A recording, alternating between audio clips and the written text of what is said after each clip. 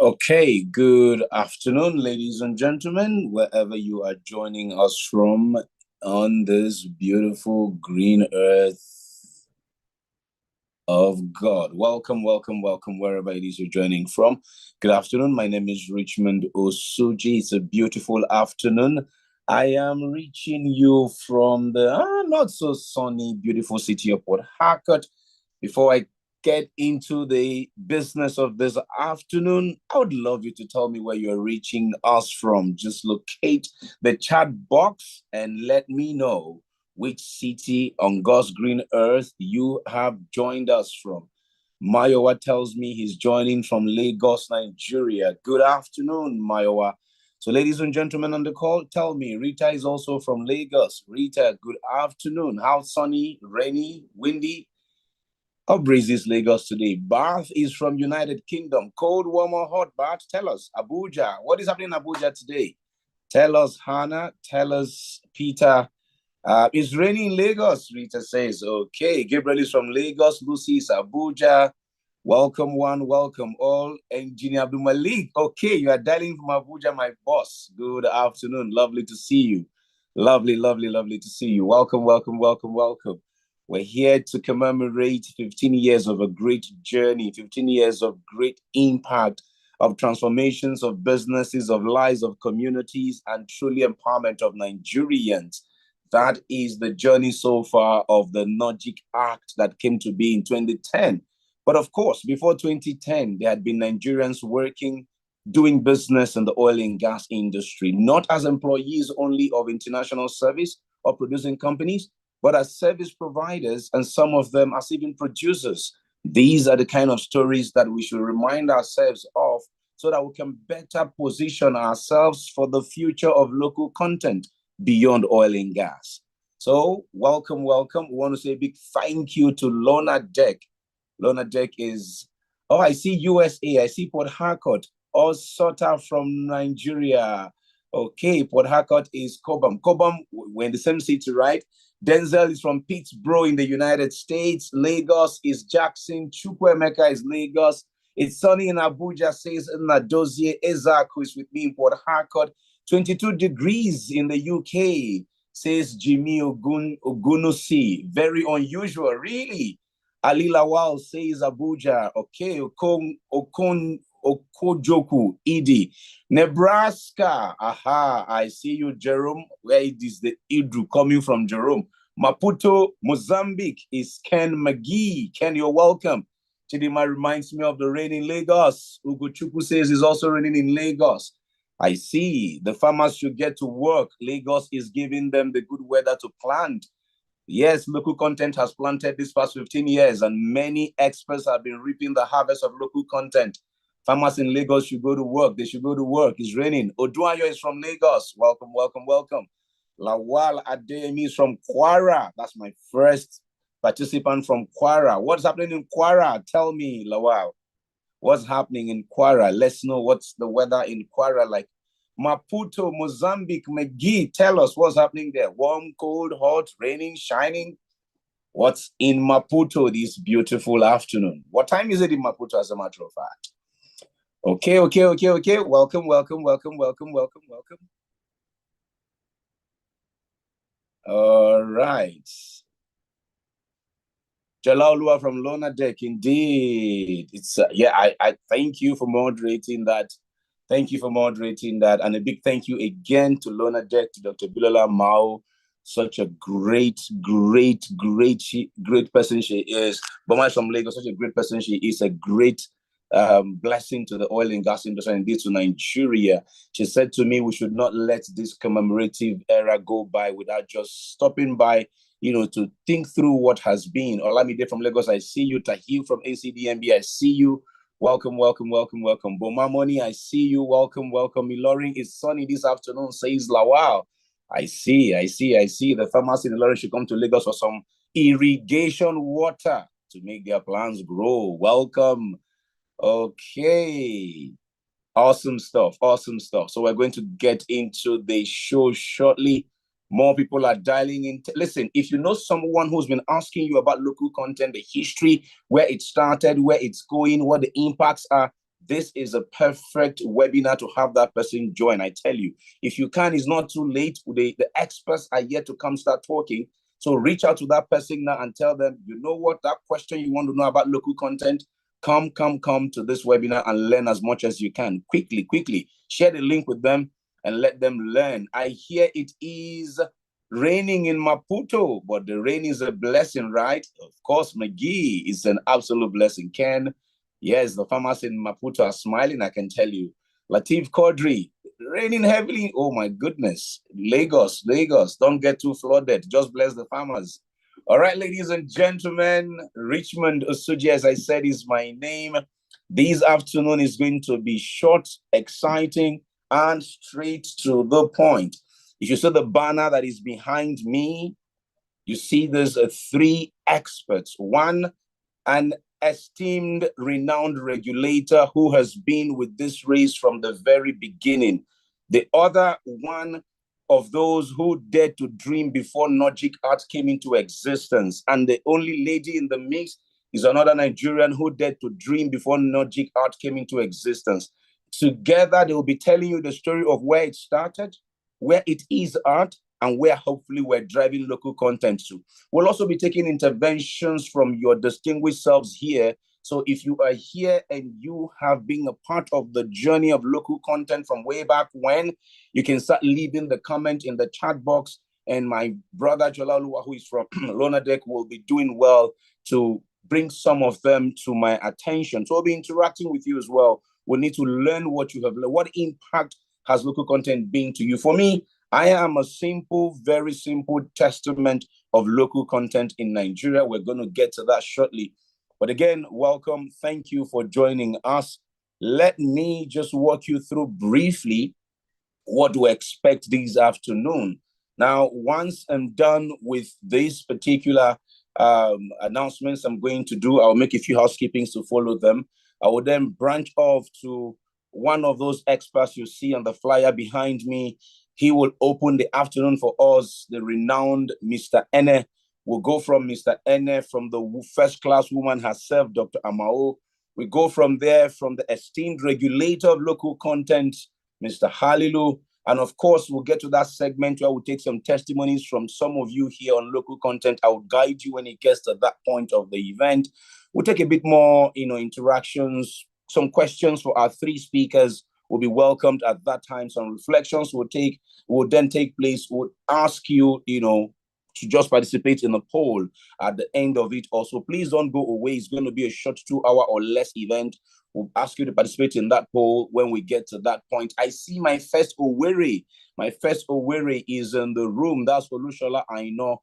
Wonderful. That reminds me of the beauty of the oneness of this nation. Nigerians transmitting, if you like, from all parts of this country. That togetherness, that oneness, that beautiful inclusion in our diversity is what has got us going to this point. So, ladies and gentlemen, welcome to this commemoration of the 15 years of local content in Nigeria. 15 years of impact, celebrating the NOGICD and the future of Nigerian content is what we are spotlighting today. And so, without much ado, ladies and gentlemen, I will drive quickly with a few housekeeping before I bring up my first speaker. And this is a virtual meeting. As you know, the housekeeping is quite simple and straightforward. Please, if you're going to ask a question, I would advise that you allow your question to come when the particular speaker is speaking, or you can note it on your part so that at the end of the third speaker, we can take all your questions together. So you can ask the question at that time in the chat box so we don't lose it in a multitude of chats, right? I have someone, as you already know, who is managing all of that for us. When we call for the polls, please participate in the polls that we'll be calling for. You already participated in one, telling us where you are dialing in from. We appreciate you for your cooperation. And of course, if you are one of our facilitators, if you are not speaking, kindly stay muted, kindly stay switched off with your videos so that we do not distract one another. Again, thank you so much for joining us this afternoon. Let me now move on to our agenda for the afternoon with our keynote speech. We're looking at the journey of Nigerian content from policy to prosperity. he would know because he's one of those who have joined in this fight to achieve a local content. The organization, one of which he champions, is one that has existed before the NOGIC Act came to be. In fact, by way of documentation, they are 15 years older than the NOGIC Act that we have today. Himself having worked with international service companies, branched off as a Nigerian expert to do his own, founding his own service company that has now gone into different groups, servicing and producing in the oil and gas industry, producing oil, producing gas. I'm talking about the founder of Oil Data, Zenergy, and of course, we have a lot of companies in that group now. For instance, the Nedo Gas Company is one of them, and they have lots of partners. He was one-time chairman of the Society of Petroleum Engineers Nigerian Council. He's a strong member of the International Gas Union, advising at senior levels in that regard. A former chairman of PETAN, current BOT chairman of the Society of Petroleum Engineers. In this industry, he doesn't need too much introduction. Some call him a doctor, some call him an engineer. He prefers to just be Mr. Let's welcome Mr. Emeka Ene. It's over to you, sir. Good afternoon. Good afternoon, Richmond. Thanks, thanks for that very elaborate introduction. Thank you, Bidola, for having me speak. And welcome to everybody on this webinar and beyond. It's a pleasure. My name is Emeka Enes, Richmond has quite nicely introduced me. I'm going to be going through a very short presentation, and I've titled this presentation A Journey of 1,000 Miles. And the reason is because in getting the context behind where we have come to and where we have come from, we get an appreciation of what lies ahead. So the title of my presentation today is A Journey of 1,000 Miles, From Vision to Victory, how PETAN played a role in the pursuit and eventual passing of the NOGIC Act. Now, this picture may be strange to people, but this is very significant. This is the Swinging Door restaurant in Richmond, Texas. And this restaurant, which has now closed after 50 years of operations, was actually a melting pot. It was actually a boiler room, which issues and the vision for local content in Nigeria was birthed. At that time, we found our way to the OTC in search for equipment, for contacts, for all sorts in the late 90s, 1997. And this is the anchor. So the journey of 1,000 miles is going to go through four key elements. And one is vision. The other one is valor, which is courage, pursuit. The third one is validation of the business model, as it were, and ultimately victory. Notice that all of them, all the four elements all start with the letter V.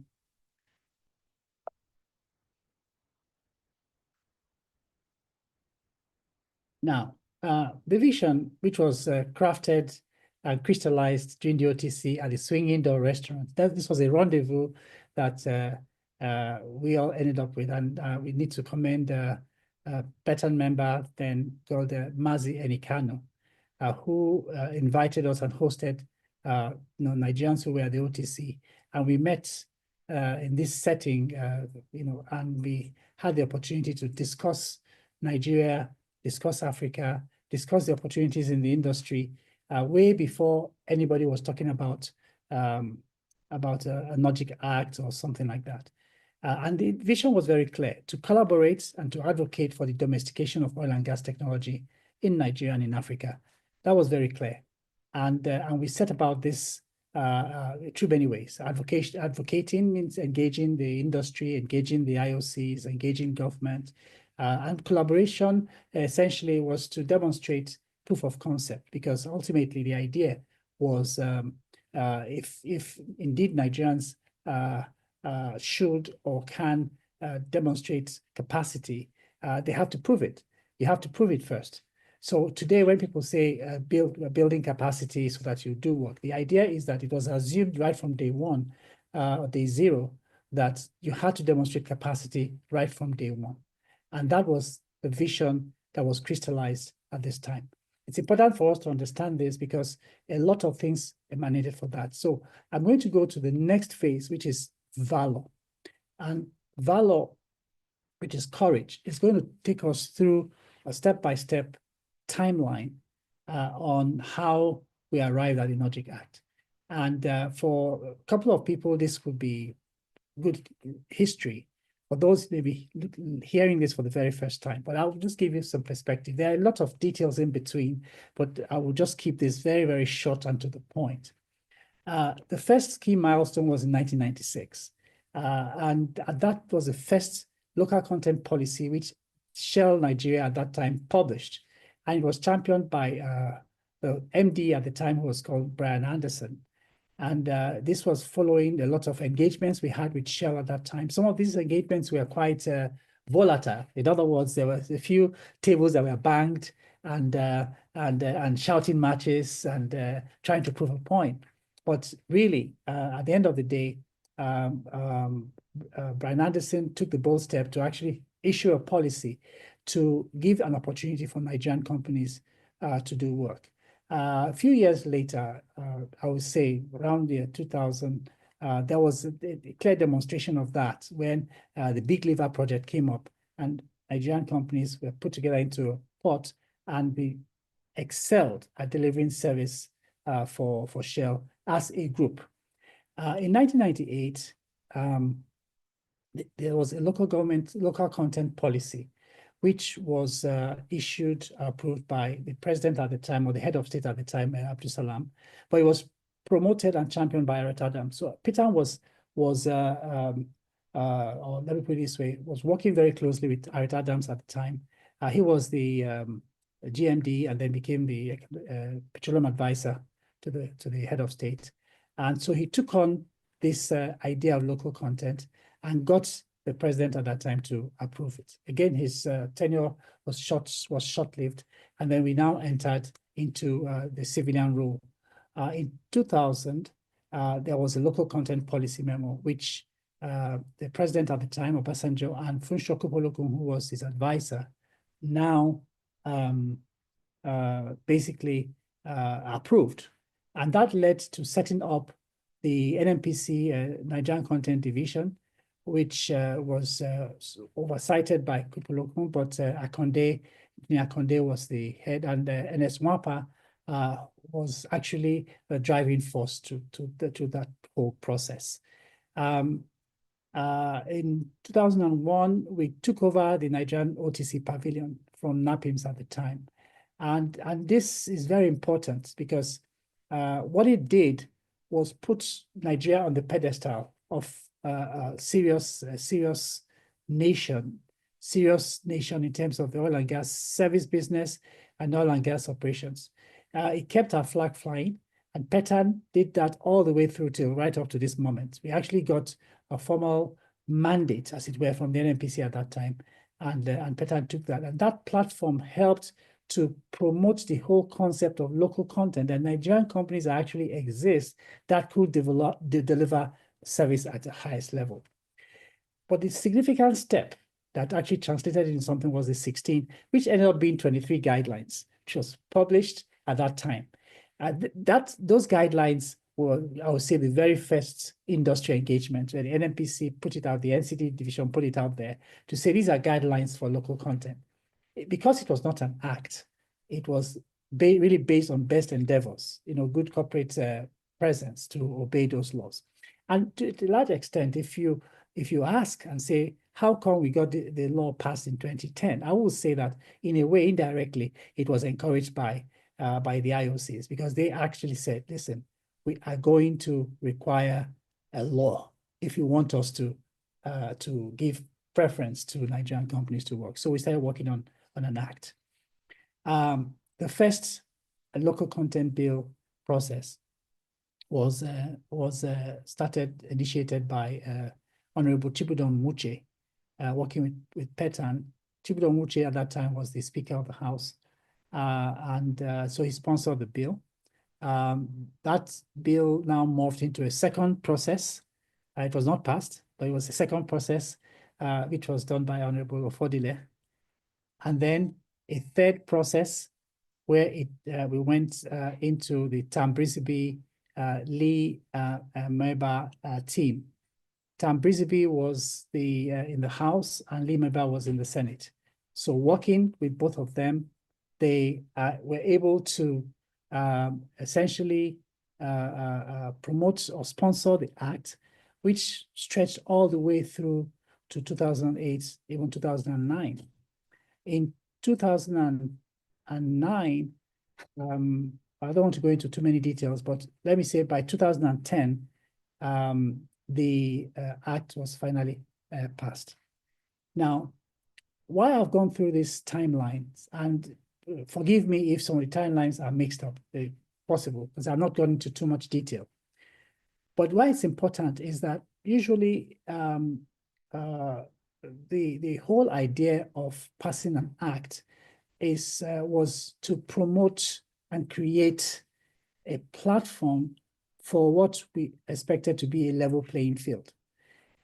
Back in the 90s and early 2000s, Nigerian companies, they had basically a closed bid list. In other words, the bids were not published. So people got onto the bid list by some mysterious process. And so therefore, it was not a level playing field. And the idea behind the act was to create a level playing field, an opportunity, also to create an opportunity for Nigerians to have access to financing. And part of the challenge was a challenge that had to do primarily with short-term financing, high-cost financing available to Nigerian companies who had to compete against multinationals with less than 10% cost of money. And so that was the two-pronged approach that we kept championing and engaging the National Assembly. It was a collaborative effort. I can say that the team at the NCD with Ernest Wapa at that time and Petan and the House and the Senate worked, and including the OPTS, we all worked towards getting this bill passed. Now, the third V is validation, and I want to say this early because often people tend to misinterpret local content and try to equate local content to higher costs and poorer quality. Nothing could be further than the truth. And the fact is this, is that where Petan, as an organization, started with 7 companies, grown to more than 100 companies.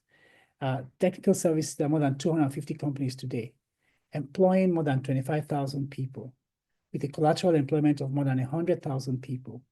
Local content has had a positive, a light and day impact on our industry. There are, of course, around the edges, there are some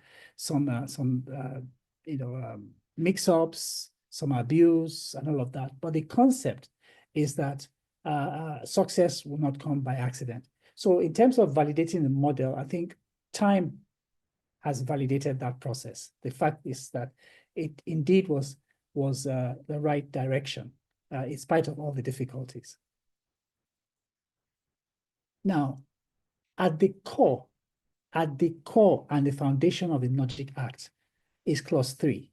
Clause 3.1 says Nigerian independent operators shall be given first consideration. And Clause 3.2 says that there shall be exclusive consideration for Nigerian indigenous service companies. The truth is that today, when you look across the industry and you see the rise of the independents, you can rightfully say and state that the rise of the independents came directly as a result of the NOGIC Act. This is often missed in many, many regards. It didn't appear, but that was essentially the anchor on which divestments happened. It had to give consideration to Nigerian indigenous operators, and of course, consideration to Nigerian indigenous service companies. And this was very clear in the award of blocks, licenses, lifting licenses. That is how it came up. It didn't appear out of nowhere. And this, I find a lot of people don't quite understand and appreciate, that from an economic point of view, from an economic value-added point of view, the Nigerian Local Content Act has been a significant step forward for the industry. We saw that during COVID, and we found that throughout the COVID period, Nigerian companies were able to hold their own and operate throughout the period when flights were not flying across the world. I put together an honors roll, and this is not exhaustive by any chance. And I mentioned many of the names here of people who, by dint of hard work, by dint of sacrifice, contributed directly or indirectly towards the success of the Local Content Act, both before, leading up to, and post the Local Content Act. I'll first acknowledge the pioneer NCDNB Executive Secretary, Ernest Wapa, because he worked with us right through the periods leading up to the passing of the Act, and in terms of putting together the structure that followed in the actual implementation of the the NOGIC Act. Beyond Nigeria, and this is very important, is the African local content. Nigeria has been able to provide the leadership for the rest of Africa, particularly in the energy industry, the oil and gas industry, to understand that indeed, through collaboration, through partnerships, we can actually expand the footprint, the economic footprint that the industry has. The graph above shows stars where you have pattern companies already operating all across Africa, from Senegal all across to Mozambique. Nigerian companies are now working as far back as India, as far away as Saudi Arabia, and even in South America and Venezuela.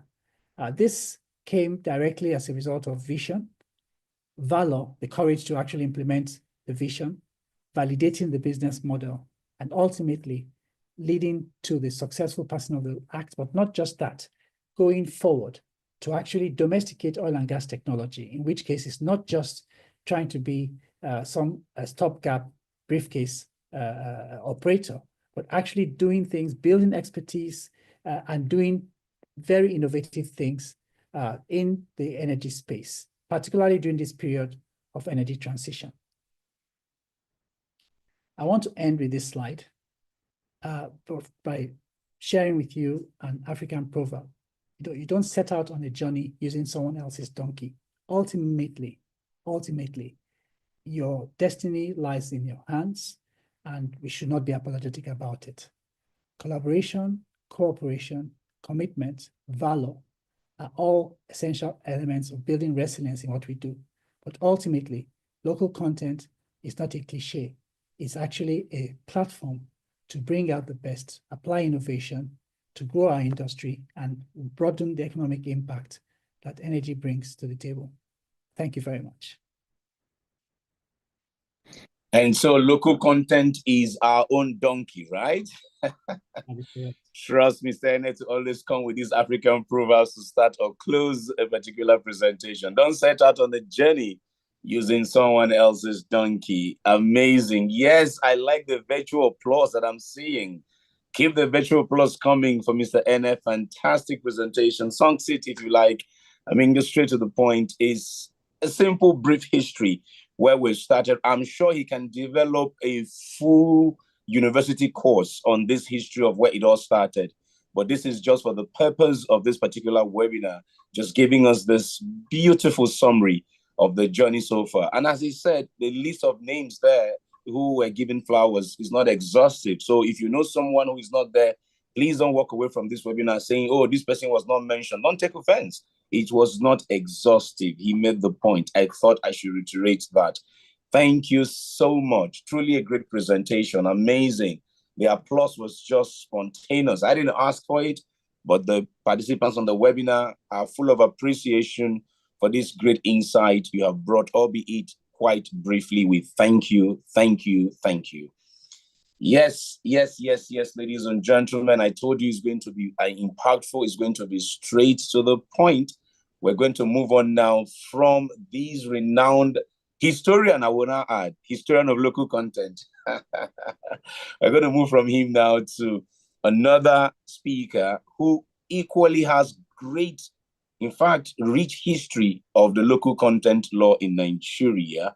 Mr. Ene has taken it all the way back I'm sure that swinging door restaurant, if the owners of the restaurant knew what the meetings you people had in them was going to yield, they would make sure to keep that door open so that when we go back to Houston this time, we'll go back and say, oh, we began the conversations here. Look at us now, you know, from a few companies to now over 100, over 250, and employing cumulatively over 100,000. Swinging doors, why did you shut your doors? But anyway, local content door remains open, getting bigger, getting better.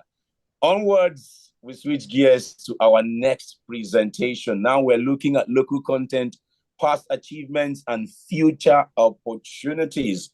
That's our next presentation. And ladies and gentlemen, when I say this, sometimes people think it's me speaking as a master of ceremonies. I tell you that the very first citation that I read and I froze on stage, even though nobody noticed it, because of the sheer brilliance, the commitment, the hard work that would have gone into achieving that level of qualifications that I read in that citation is something that is inspiring, is something that you cannot trivialize. And to think that it was done by a woman in a time when women were not given so much opportunities to learn in certain fields, and she towered in that field. Every competition paled before her brilliance is another thing worthy of commendation. And I'm delighted to say that she, from the day that I met her, has stayed consistent in her excellence, has stayed consistent in her integrity, has stayed consistent in her desire to see this industry and this country blossom beyond our own very existence. That is beyond our own existence and time here. And I'm delighted again to say that that passion has driven her to call for this webinar. And so when we're talking about someone who would tell us, they give us the perspective on local content and future opportunities, what has been done in the past, you don't find a better speaker than this next speaker. So let's welcome the woman who is first in a lot of things. I don't even go into that. A first in many things she is.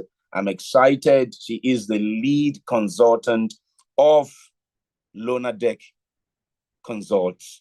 And I want to yield this virtual platform now to the amazing, the affable, the brilliant Amazon, Dr. Ibilola Amao. Doc, it's over to you.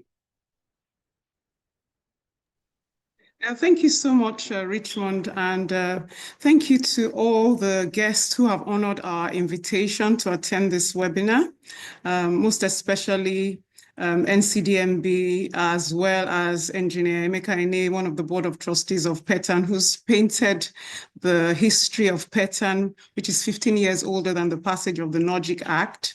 And I want to say a big thank you to the Lonadec team as well, who actually decided to support me on the need to celebrate NCDMB and the NOGIC Act 15 years after it was passed in. And thank you so much, Richmond, for lending your support at short notice. I'm just going to share my screen and I hope you can see my screen. I hope you can hear me clearly as well. Can you see my screen? Yes, ma. Yes, ma. We can see your screen and we can hear you. Okay, fantastic. So I'm going to be talking through my slides, which is basically on the topic of local content and achievements and future opportunities under the NOGIC Act. So it's been a pleasure being on this journey with various players and stakeholders. And I'm so pleased that we have people on the call now who have, after listening to the three presenters, could catch a new vision and have new beginnings about what we can do as a team, as stakeholders, as Nigerians, as Africans, to change the history and the future of the unborn Africans, to leverage our hydrocarbon resources to do great things, ensuring that our hydrocarbon resources are a catalyst to national development and socioeconomic transformation, creating jobs and wealth for us in Africa and as Africans. So I won't bore you with the content page. Well, this is Lonadec's background. We're an oil and gas consulting company. Our focus is engineering technology, asset performance and information management, government. We're very collaborative and we do a lot through collaboration. So I would like to say hearty congratulations to NCDMB today and to every one of us.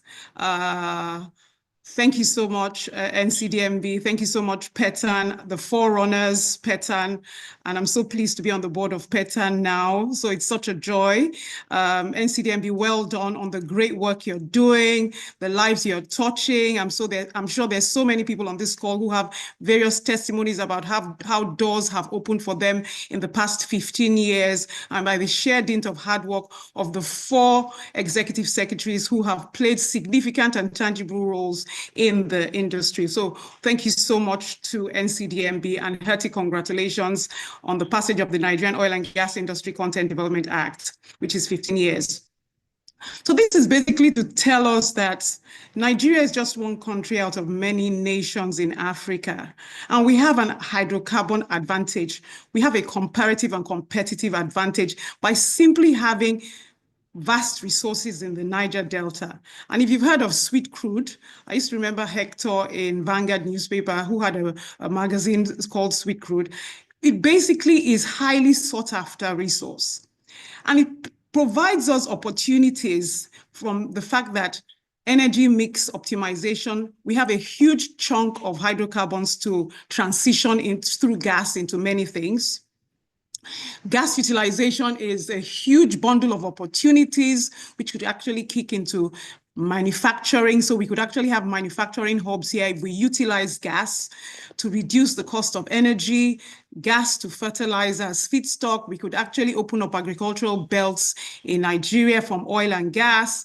There's so many precious metals in all of the 744 local governments in Nigeria, which we could actually use for production. If we can get Alaja and the steel rolling mills going, we could actually create wealth for communities and jobs all over Nigeria. And then to connect all these things would be the need for infrastructure, railroad, waterways, opening of waterways, free trade zones. We can imagine practically anything because we are Nigerians in Nigeria and blessed with hydrocarbon. And that's why I'm so excited that NCDMB came to bear, because they are really doing a lot. But if we all connect with them and support them and become co-stakeholders, we can all do much more. So this is basically celebrating what NCDMB has achieved so far and encouraging us to do more with NCDMB going forward. There's so many challenges we have, like power generation, energy mix imbalance, environmental degradation, technological advantage, challenges, and job creation, infrastructural development, political governance and reforms. These challenges can really be solved with our hydrocarbon assets as well. So it's up to each and every one of us on this call to find out which problem actually jumps at me? Which problem do I find interesting? How could I leverage the comparative and competitive advantage of our hydrocarbon province to solve these problems? And so there's so many business opportunities in energy, power, mining, material, metallurgy, manufacturing, infrastructure, marine and maritime, logistics, construction, fabrication, telecoms, IT, data optimization, banking and finance, political and administrative governance that stems from fully utilizing our hydrocarbon asset. Many years ago, Nigeria used to be listed at number 6 in the N11 economies. We didn't really take advantage of that. Today, there's the BRICS, and we're not even there yet. So this is another dimension for us. And I'm just hoping that beyond this webinar, we're all going to go back to our drawing boards and say, how can I leverage being a Nigerian in Nigeria, and a Nigerian in Nigeria, and an African and a global citizen to do much more and create jobs and wealth in Nigeria? So operating in the Nigerian oil and gas industry, for me, is a bit tricky because oil and gas is in the exclusive legislative list and requires National Assembly and Ministry of Petroleum Resources action. So from the 1999 Constitution, the PIA, which has been recently passed, which is the combination of the Petroleum Act 1969, Petroleum Profit Tax Act, Deep Offshore Inland Basin Production Sharing Contract Act, and Pipelines Act. There are a lot of clauses in there where opportunities are hiding. The NOGICD Act is another list, is another document. If we go to the schedule of the acts, which we need to update, you'll see so many activity areas where we can actually play. In the Environmental Impact Assessment Act, there's opportunities there in remediation of the area environments that have been degraded based on our oil and gas activities. I mean, there's so many. I mean, even if you look at what they've done in Malaysia in terms of planting palm fruits around the hydrocarbon environments, there's so much opportunities there. With Oil and Gas Export Free Trade Zone Acts, there's so many opportunities there as well. The Climate Change Act, the National Environment Standards and Regulation Enforcement Act, National Oil Spills Detection and Response Agency Establishment Act. In all these acts, if you read the Nigerian Oil and Gas Industry Content Development Act thoroughly, you will find connectivity there, and you'll be able to connect the dots from what's happening in NCDMB and the pronouncement from the executive secretaries of NCDMB and their partnerships and collaboration to what you can do as an individual, as a company, in partnership with others, in strategic alliances with others, in consortia, to be able to change the game, create wealth and jobs in Nigeria. And you'll obviously have to interface with the Ministry of Petroleum Resources, NUPRC, former DPR, NMDPRA, and the Oil and Gas Free Trade Zone authorities. And we also need to look at the opportunities opening up based on Clause 3, which Emeka had already mentioned, which is right of first refusal for Nigerians in Nigeria to take advantage of asset ownerships through partnerships, collaborations from OPLs, OMLs, and we take advantage of the opportunities in the land, swamp, shallow water, and deep water. So I remember this slide so well. I think it was Ernest's slide. I hope Ernest can remember this. I'm sure when he painted a picture of what had happened between 1980 and 2010, the industry, he was basically telling us that $300 billion had been lost into foreign economies. And this was like a wake-up call for all of us when he became the first executive secretary of NCDMB. And he pointed out that in the USA and Europe, engineering, research and development, exploration and production technologies were being imported into Nigeria. From Gabon and Cameroon, vessels and rig repair was ongoing. That wasn't really going on in Nigeria.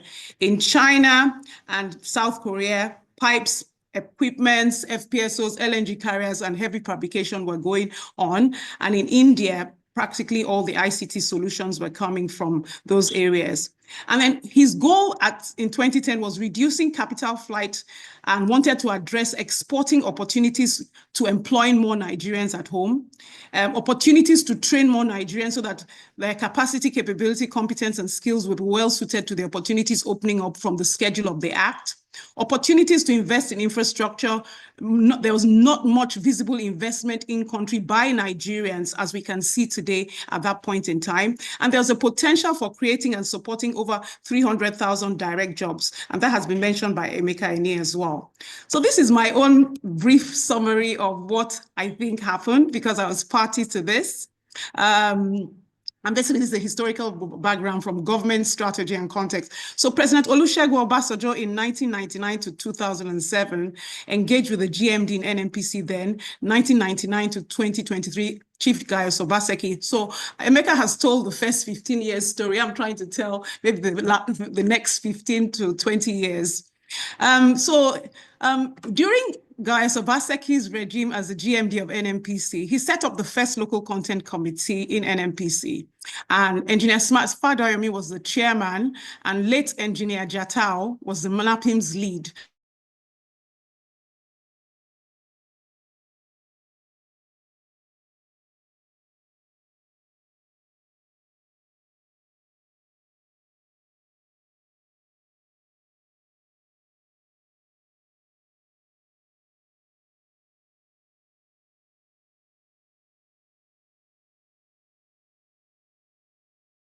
Dr. Mawa, are you there?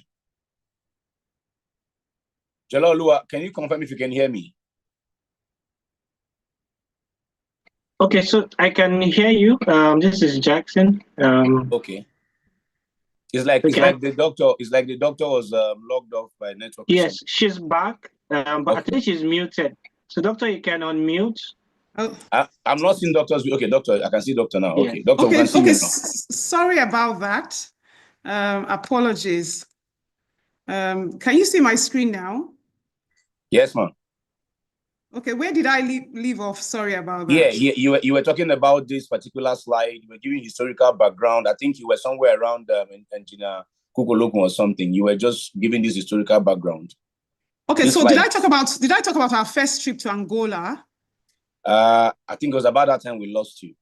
Okay, so Engineer Jatau in NAPIMS then coordinated the first trip to Angola, where we went to understudy how they were planning to implement their local content, onshore to offshore deep water investments, gas and LNG developments, pipeline and depot construction. We visited their offshore. They had an offshore asset at that point in time. They had a pipe rolling mill as well, but all in joint collaboration with Sonagol. Refineries and conceptualization of the PIB and PIA came afterwards. So the first NNPC-NC division was set up by Engineer Funsho Kukpolukun, whose GMD tenure was between 2003 and 2007. And I believe that he actually picked Ernest Nwakpa at his chief officer's course, where he was quite impressed in the prowess, excellence of Engineer Ernest Nwakpa, who was then made a GMD between 2004 and 2005. And later he came back in 2008, 2010, after Engineer Conde's tenure of 2005, 2007. And then Engineer George Osahon was involved between 2007 and 2008, very briefly. But I must say that Ernest passed 12 directives, Engineer Conde passed 16, updated it to 16, and then later 23 directives. This basically paints a picture about how things rolled and how the Minister of Petroleum Resources has a huge say on what happens in NNPC. And the GEDEMP and the GGM NAPIMS, which is NOIMS now, definitely play a significant role, because I do remember that late Engineer Detunji hosted one of the local content workshops, I think the first NNPC one. Dr. Ayola, who was GDEMP, was very concerned about local content. Philip Chukwu as GGM NAPIMS and Chris Ogoenwe as GGM NAPIMS and GEDEMP played significant roles in accelerating Nigerian content adoption, because it was always a political thing about the IOCs and the NNPC people, the stakeholders, the petans, and the people who are agitating for one thing or another. So it took a lot of wisdom and a lot of diplomacy to manage expectations and to sustain the momentum whilst NCD was in NNPC. And then when President Umaru Yar'Adua became the president and appointed Engineer Abubakar Lawal Yar'Adua as the GMD, then there was the next GMD was Engineer Bakindo, and at this point in time, that was when things moved on to the next phase, where the NCDMB Act was passed into law under the Goodluck Jonathan regime, and that was one of the fantastic things that Dr. Ebele Goodluck Jonathan and Desani Alison Madueke did for the industry. So the establishment of NCDMB. NCDMB has come about through action, group work, people doing a lot together, and projects stimulating local participation. So right from the 1969 Petroleum Act to the JVPSC agreement scholarships, establishment of NOC, NNPC, and JVs, PTDF scholarship, and Shell SITP scholarships program, this was where the robust human capacity was built, and the thinking, even from the PETAN members who are ex-Schlumberger and the Shell people who today are running the major companies, even our GMD at the moment is ex-Shell. This is where the think tank started, from action that had been rolled into policy, either as an act or as an agreement or the establishment of a scholarship fund. The groups that played strategic roles: PETAN, established in 1994, Oil and Gas Design Engineers of Nigeria in 2003, Nigerian Content Forum in 2005, NCCF in 2010, Octan, established in 2010. And then there was a particular group that played a very huge role about helping Nigeria see its vision based on what local content activities had happened in Norway, Brazil, and Malaysia. And the first book I read on local content was penned by Per Hume, Christian Quayle, Jan-Erik Carlson, Moses Krager, who is the grandfather of local content in Nigeria, and George Osahon, who we would say probably is one of his mentees and one of the major key stakeholders and players in local content. And that book is titled Enhancement of Local Content in the Upstream Oil and Gas Industry in Nigeria, a Comprehensive and Viable Policy Approach, Institute for Research in Economics and Business Administration. At this point in time, I also must mention Engineer Wole Akinyosoye, who was the DPR think tank and the one who encouraged the young ones like us to play a significant role in local content. The projects that really brought local content to fore are the Chevron Escravos Gas Project, NLNG Train 6, Bonny Export Terminal, Shell Bonga FPSO. This is where local content opportunities really came to play. And PETAN members played significant roles there. Dr. G.S. Ihetu, GDE&T, Engineer Rove, Dr. Fumi Koka. NETCO was the first engineering design company to be established, a joint venture between Bechtel and NMPC. And so many stakeholders had to pool resources together. And that's the most important thing I'd like each and every one of us to take away, that Nigerian content, local content is bigger than any individual. It takes a tribe and a group and a community and a multiple stakeholders to be able to achieve anything significant. So the human factor, we must commend Schlumberger. Schlumberger has invested meritocratically into human resources in Nigeria, and the bulk of our PETAN big titans and the board of trustee members in PETAN and the major stakeholders in PETAN today are beneficiaries of the Schlumberger training and employment and capacity building programs. Shell also has played a significant role establishing SITP. They're involved in international assignments, cross-posting, attachments, IOC short and long-term assignments with DPR, NUPRC, NMPC staff being beneficiaries, project-specific assignments, Shell Intensive Training Program, SITP 1 and 2. The PTDF is actually a creation from DPR, NUPRC, and Gulf Oil. So the PTDF, established by Decree 25 of 1973, replaced the Gulf Oil Company Training Fund. And today we have 4,816 Nigerians who have benefited from the PTDF Overseas Scholarship Scheme, MSCs 3,367, PhDs 1,449, and then local training schemes, MSCs 2,885 and PhDs 352. So I must say that it has taken a whole bunch of collaboration and cooperation to get us the kind of thinking. And from the Shell bigwigs, where we've had success stories such as the first female Minister of Petroleum Resources, Desani Alison Madweke, being a Shell staff, GMD Dr. Aret Adams and Engineer Bayo Ojulari are Shell products. Asset promoters like Dr. Lai Fatano Osinavuru had worked in Shell at some point. Dr. Lai Fatano was a 1975-1976 PTDF scholar as well. DPR director, NUPRC director, Engineer Osinolo Shola, who was also a VP in Shell, is another of Shell's success stories. And we have national and international executives like Eloho Aiboni, Leye Falade, Basilomi, who are Shell beneficiaries. So, I mean, we need to see the IOCs and even the independents like Aradel, Seplat, Renaissance, and O&O, who are beneficiaries of the Shell program, replicate this for Nigerian content.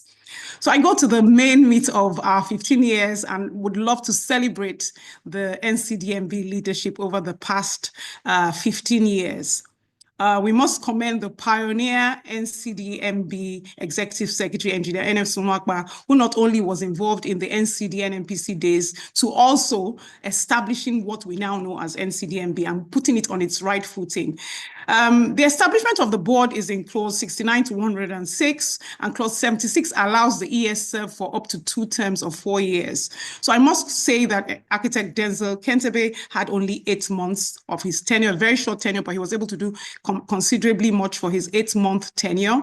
And engineer Felix Omoshologbe has just started his tenure, so we can't really put him under pressure as to what did he achieve. So I'll just list some of the achievements, key achievements of engineer Ernest Nwakpa, 2010 to 2015. Pre and post NOGIC Act foundation builder, he created the first 10-year strategic roadmap, was involved heavily in human capital development initiatives in collaboration with PTDF, set up Oil and Gas Trainers Association of Nigeria, promoted increased tonnage of fabrication in country, collaborated with NIMASA on Cabotage Act and vessel flagging, local vessel flagging, was involved heavily in indigenous ownership of marine vessels and rig ownership, promoted domestic pipe mills and coating, established baseline capacity studies based on the schedule of the Act, and established MOAs with PTDF for skills gap development, and engaged with banks and the Bank of Industry on funding and financing models. Architect Denzel Kentebe took it to the next level between 2005 and 2016.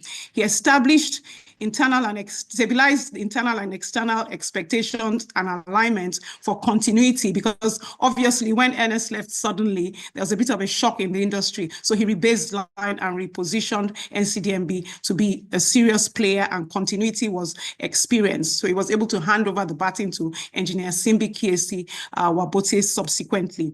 He was involved in the contract award for the 17-story NCDMB headquarters, being an architect, obviously. Ernest had started the job, but he actually signed off the first payments for the building. He also conducted a baseline asset ownership review, commenced the NOGAPS, which is the infrastructural development for these innovation centers and industrial parks, enforced the use of NOGICD portal, and commenced training centers of excellence and trained youths in China. Then Engineer Simbi Kiesi Wabote took up the baton in 2016 to 2023.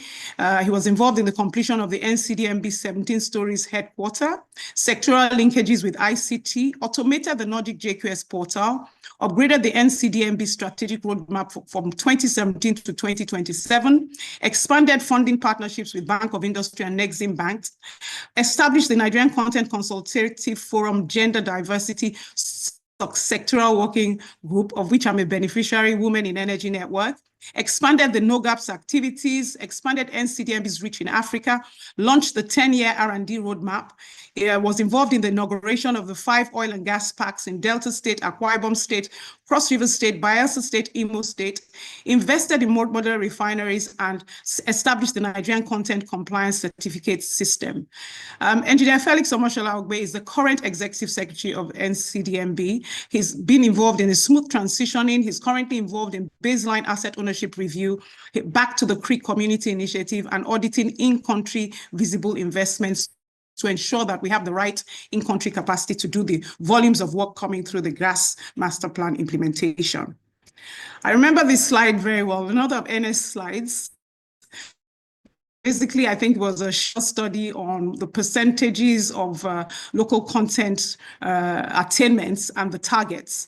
And this basically gave us the whole idea that we had a long journey. And I remember him always saying that it wasn't a marathon. So it wasn't a dash, it was a marathon. So this basically gives us an idea of what we have at the schedule of the act and baselining. And this needs to be done at least periodically, so we all know where we are as an industry.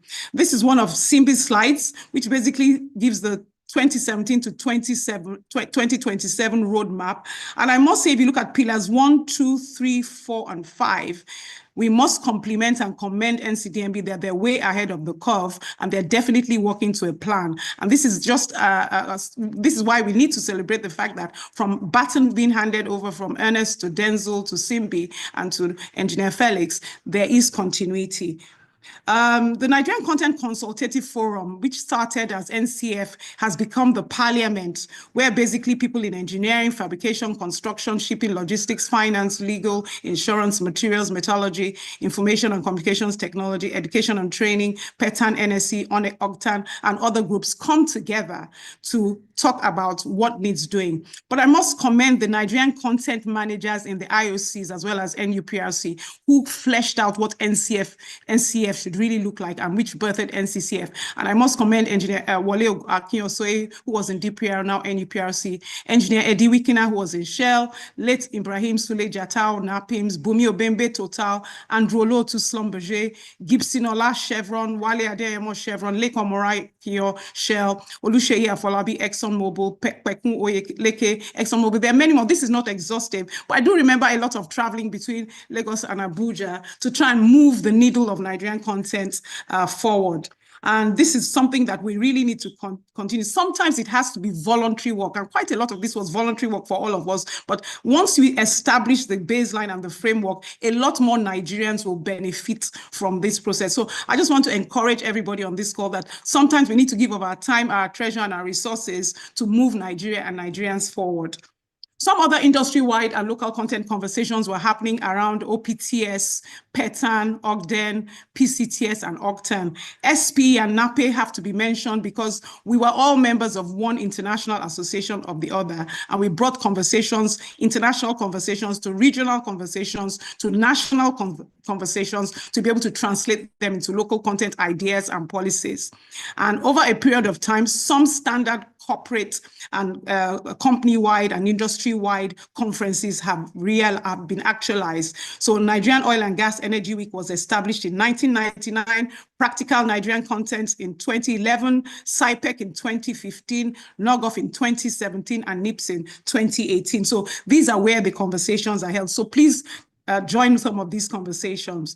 Back to national development and socioeconomic transformation. Nigeria's comparative and competitive advantage is to leverage all the various sectors of the economy and for the oil and gas industry to act as a catalyst of national development and socioeconomic transformation. So we're supposed to bring exploration, production, refining, petrochemicals and chemicals, power, manufacturing, marine logistics, deep water and subsea, pipelines, flow lines and umbilicals, as well as fertilizer into a synergy whereby we're creating multiple value by cross-fertilization of ideas and optimization of capacity, capability, competence, and skills across various sectors, thus stimulating job and wealth creation for Nigeria to become achieve its full potentials.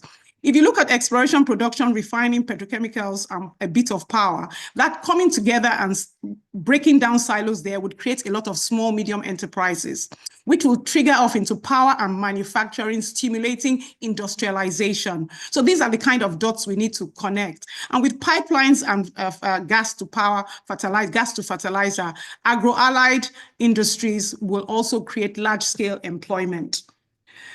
This is basically to give you an idea of the major players: Ministry of Petroleum Resources, NUPRC, NMDPRA, NMPC, NCDMB, PTDF, NIMASA, and CAC. This is basically to tell you what's going on, how new companies have grown less than 100,000 barrels of oil. We now have independents such as Seplat, First EMP, Aradel, Renaissance, O&O, Sapetro, Afren, Amni, Pan-Ocean 7 Energy, coming out of the capacity, capability, and competence, and the initiatives that have been led by the ministers of petroleum resources, the heads of states, and various activities in NMPC and NCDMB. NCDMB as a catalyst through industry linkages. Like I mentioned earlier, agriculture, power, infrastructure, industry, ICT and innovation and digital transformation can actually help us secure our nation, Nigeria, improve funding for health and education if we're able to connect dots. We need to have more fertilizer production, palm oil production, agro-allied supply chain development, community, youth and women's social development from the agricultural dimension, or from the power perspective, power projects and gas to power opportunities, manufacturing of power components in the NOGAPs, industrial parks, R&D for solid minerals development, innovation and ICT.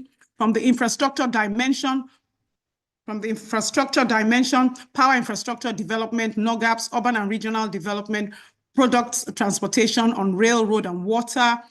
We can look at industry and commerce, access to single-digit finance, collaboration to fund enterprise and projects, industrial park development, in-country manufacturing, and ICT and innovation, establishment of innovation hubs, ICT components, technology transfer, software development, hackathons and challenges, and incubation. And now the big opportunities right at our doorstep, leveraging the 15 years of NCDMB's existence, the passage of the NOGICD Act, and the existence of all the activities of our forefathers in pattern. There's the NCDMB 300 million Nigerian Content Intervention Fund. There's the NEXIM Fund, 30 million Investment Fund and 40 million Diversity Fund. There's the BOI 50 million Manufacturing Fund, NOCAPS, plus 312 and 3 has related activities where we have rights of first refusals for several opportunities. There's several pronouncements by government to increase production to 4 million barrels of oil a day. Local content opportunity increase in NLNG and Dangote refinery. $2 billion investment boost in the federal government executive orders. $550 million investment in Total Energies Ubeta gas field. $5 billion investment in the STEPCO Bonga North project. $5 billion opportunities in gas transition, gas to power, CNG, LNG, LPG, mid and downstream activities. Potential ENI Zabazaba FID, and opportunities for Clause 3 asset transfer from O&O becoming an asset owner of the AGIP, some of the AGIP assets, Seplat becoming an asset owner of ExxonMobil assets, and Renaissance taking over some of Shell's assets. So this is where we are today. And the next steps and the future. Aradel, Seplat, O&O, Renaissance are conglomerates of exclusive expertise, experienced experts from NCDMB activities, local content activities, Petroleum Act, Human Capital Development Initiatives, the upskilling of IOC professionals and personnel. And then we now have our NCDMB celebrating 15 years. So what we're thinking right now is how can the industry leverage NCDMB's 15-year experience, expertise, track record, the NOGIC JQS portal that has a whole bunch of data, and NCCF, to reduce the cost of production of a barrel to compete globally. $20 a barrel or more or less, what really should be the right pricing for a barrel of oil, and how can we leverage our local content capacity, capability, competence to achieve that?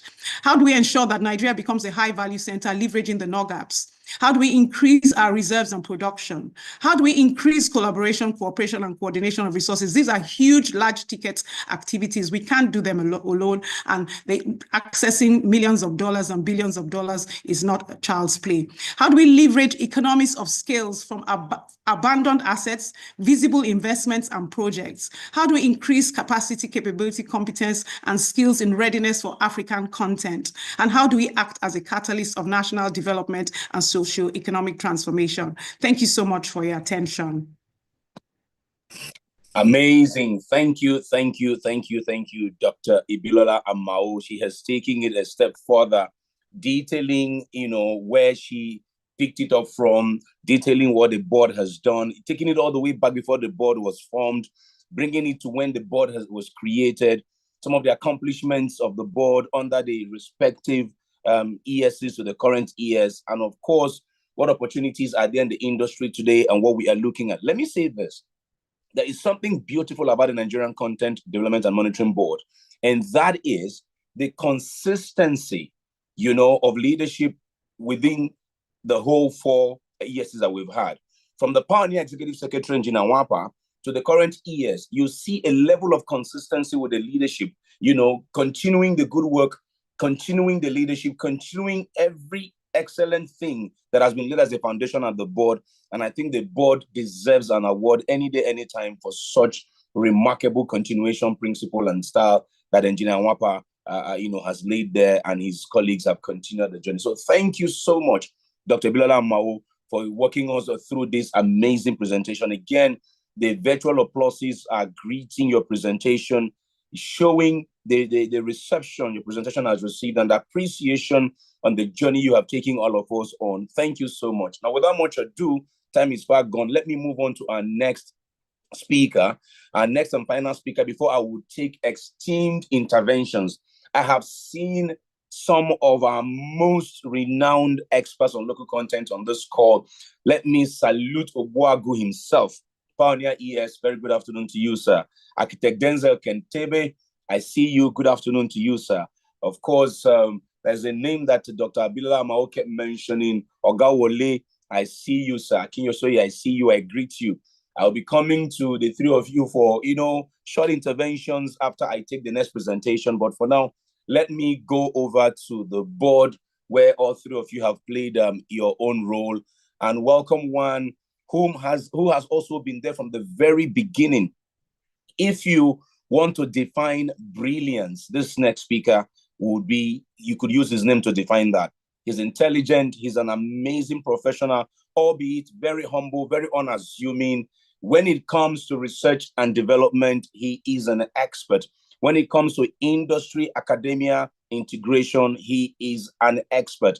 And of course, when it comes to looking for and finding competencies of Nigerian companies and providing them the needed support, he's also excellent in that regard. So he is a regulator par excellence, a local content champion, and one whose desire is to see us develop technology for ourselves, for our industry, and for our greater future. Currently, he is the Director Monitoring and Evaluation of the Nigerian Content Development and Monitoring Board.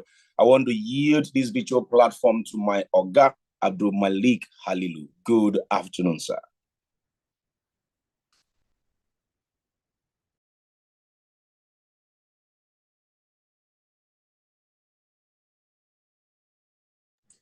Oga Malik, are you there? I see your slide, but I'm not hearing you.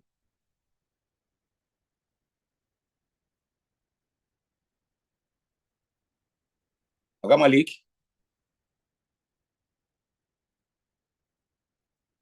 Okay. Good Brilliant. afternoon. I can hear you now. Okay. Thank you very much, participants. We thank you all for celebrating 15 years of Nigerian content with NCDMB. I can only be grateful to God that we have people that can tell our story. The way Emeka Ene and Lola Awamo spoke about NCDMB as if they were part of the NCDMB team in-house. And that speaks to our transparency, our inclusiveness in ensuring that we transmit and engage stakeholders in all that we do. So this is a very interesting milestone for us. I've been asked to speak on the local content. Oga Malik, sorry to Yeah. interrupt you, sir. Please, can you go full Yeah. slide on your presentation? Can you go slide mode? It is not fully on slide mode yet. Okay. Thank you, sir. Okay now?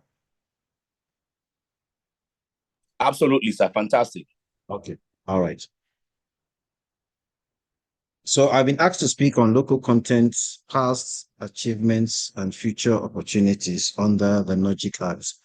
And my presentation will touch on the Africa landscape, the local content journey. It's interesting that Emeka Ene and Lola Awamo have done justice to this, so I'll probably not speak much on this. I'll also talk about the local content development value proposition, why resource-rich countries adopt local content as a major economic development agenda, some of the key achievements of the board. I'll look at 2 case studies on how other service companies have developed a global supply chain to expand their market beyond the countries of origin. Then from our own perspective as NCDMB, what's the next wave? Then I'll be concluding my presentation. So we like to discuss local content from the perspective of Africa.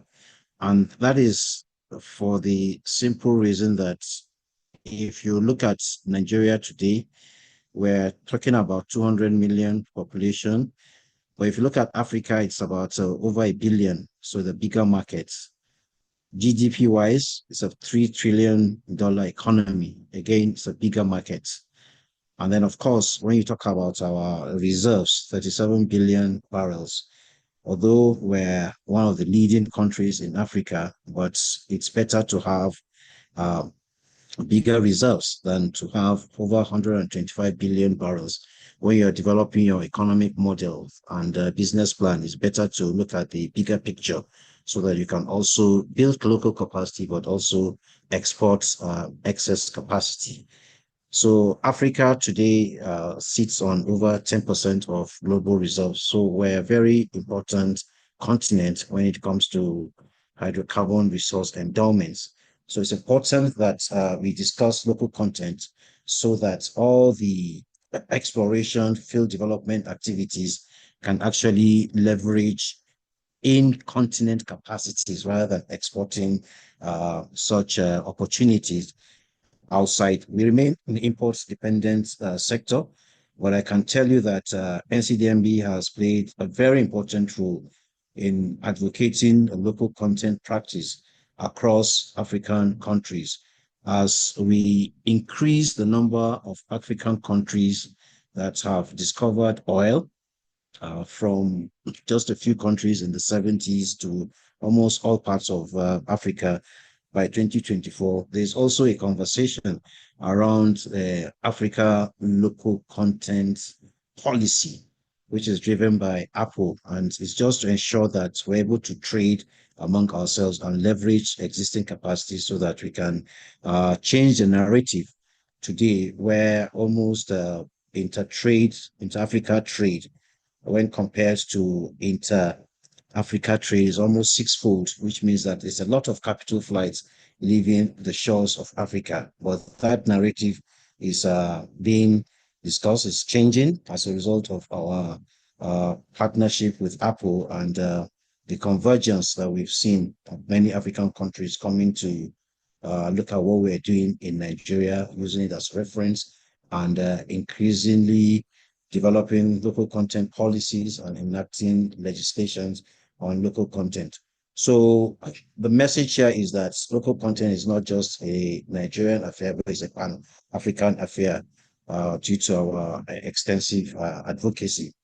The local content journey has been discussed extensively, so I'm not going to repeat this, but the message here is that the essence of the local content program was to change capital flights leaving Nigeria to other African countries, and then ensuring that we're able to attract capital into Nigeria through the establishment of capacities for manufacturing, delivering oil field services, and also having the right skills in country so that we can also export human capital.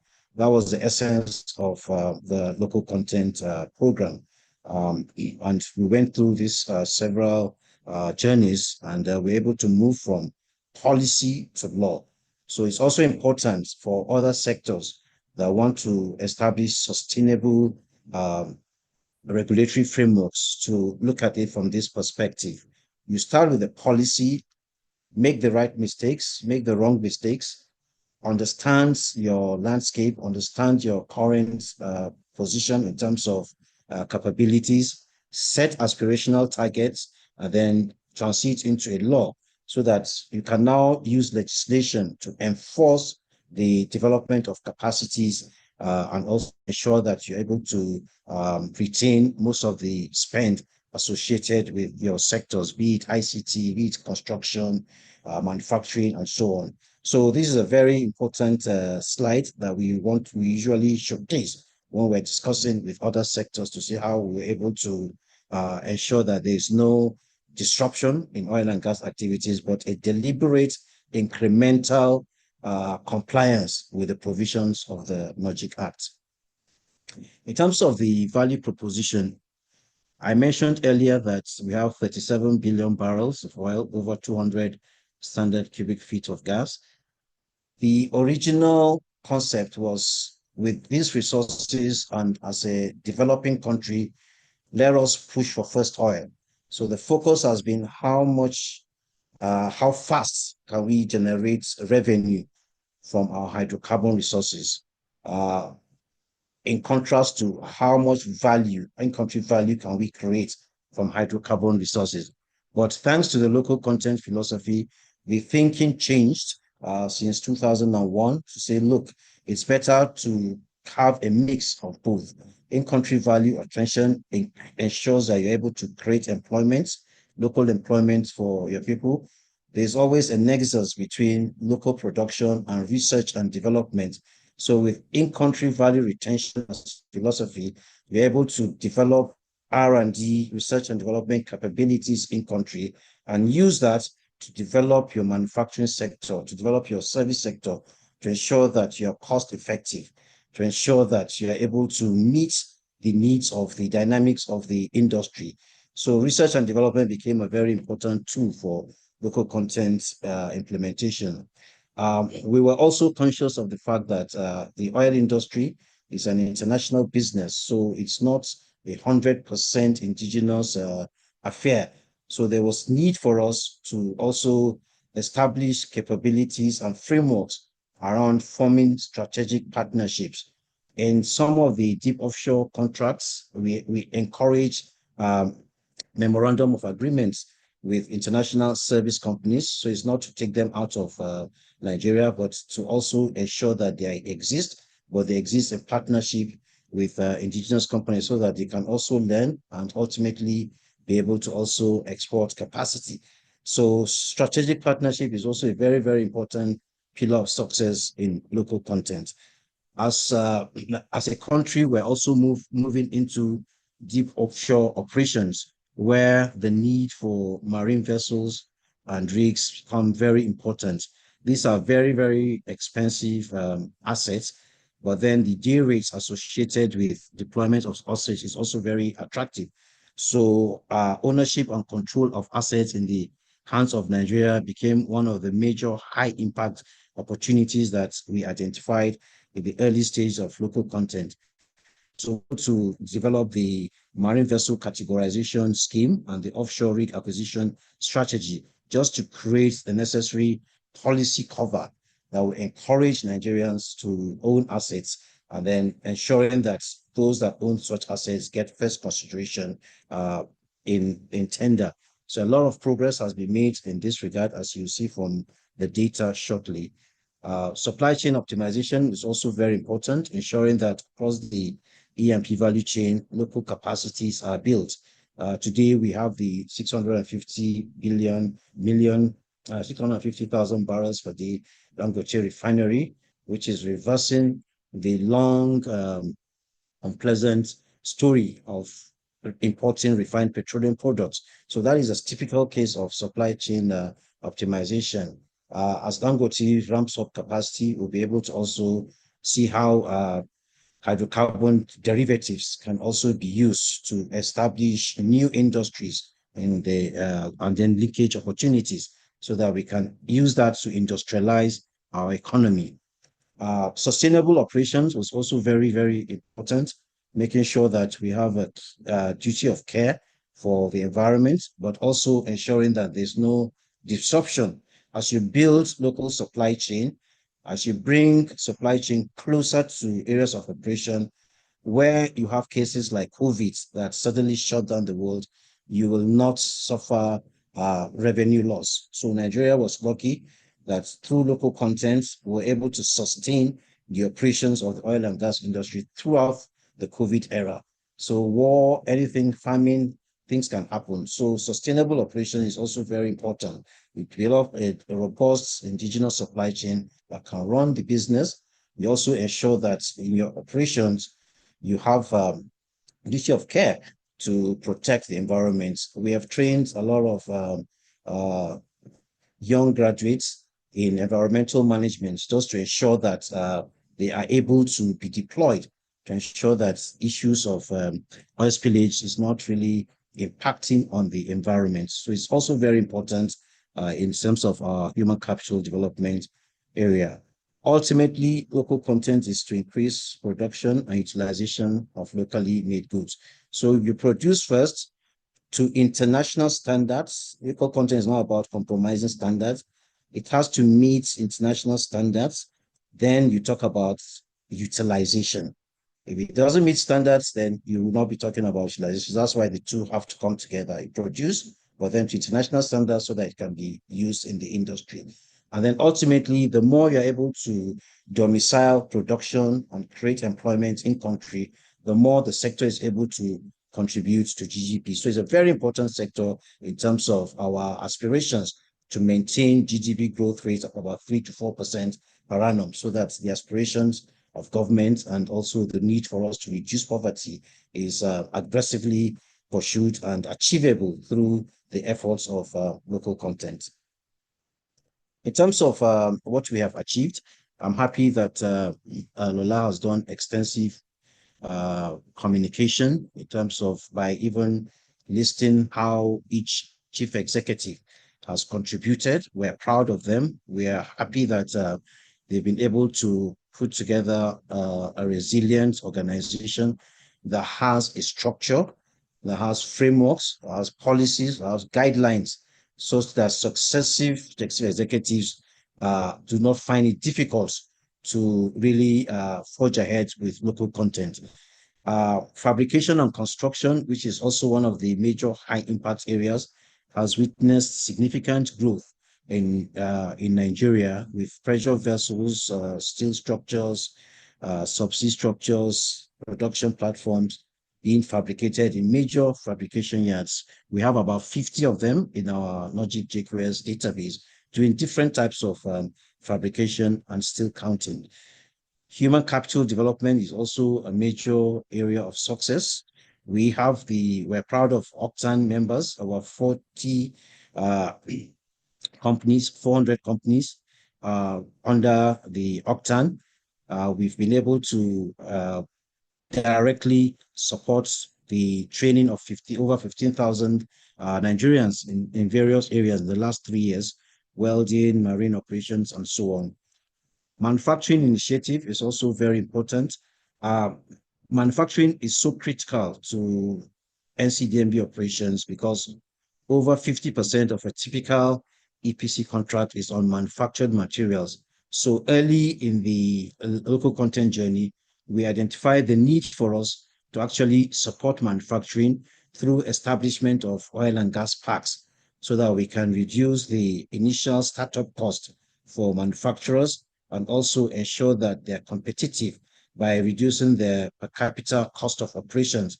When you establish such parks and you have shared service model where they don't need to provide their own energy, they don't need to provide their own dedicated security, you're able to reduce their operational expenses, thereby making them competitive. So that was the concept behind NOGAPS, and hopefully by end of this year or early next year, we should be commissioning 2 of such parks in Bayelsa and in Cross River. This journey started from Ernest Nwapa era. And again, like I mentioned earlier, there was a policy, there was a guideline, there was a structure around execution, and that is why it wasn't dropped. Today, we're talking about it being commissioned, hopefully by Engineer Felix Ogbe. We also initiated the Nigerian Content Equipment Certificate because we realized that most of the original equipment manufacturers who had representatives in Nigeria were using those representatives as marketing outlets.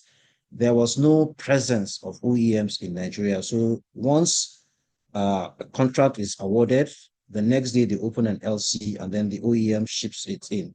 And then they're just providing the after-sales service. So we decided to step back to say, how do we integrate our OEM reps into the manufacturing value chain so that they can also establish some relevance in terms of being able to show some value. So NCEC has grown significantly since it started. It's now a requirement in award of contracts. And we've also been able to make the process more efficient. Today, you don't have to come to Bayelsa to get your NCEC. You can apply online. We've been able to export paints to Korea as part of local content achievements, over 1 million liters. We've also been able to ensure that the cables, over about 2 million meters of cables are being used on 27 projects, was sourced from indigenous local companies, the likes of Coleman, which is also a very good testimony of how some of these cable manufacturers have moved over time from just being able to produce low voltage cables to now being able to produce high voltage and sophisticated cables. In commercial ventures, we've supported the quest for us to produce, to refine locally through the Walter Smith investment, and then also gas processing through the Nedo Gas and other support that we have provided commercial ventures. In terms of service sector, we're proud of PETAN, over 100 indigenous companies with over 13 service offerings, cutting across well completion, oil drilling, and so on.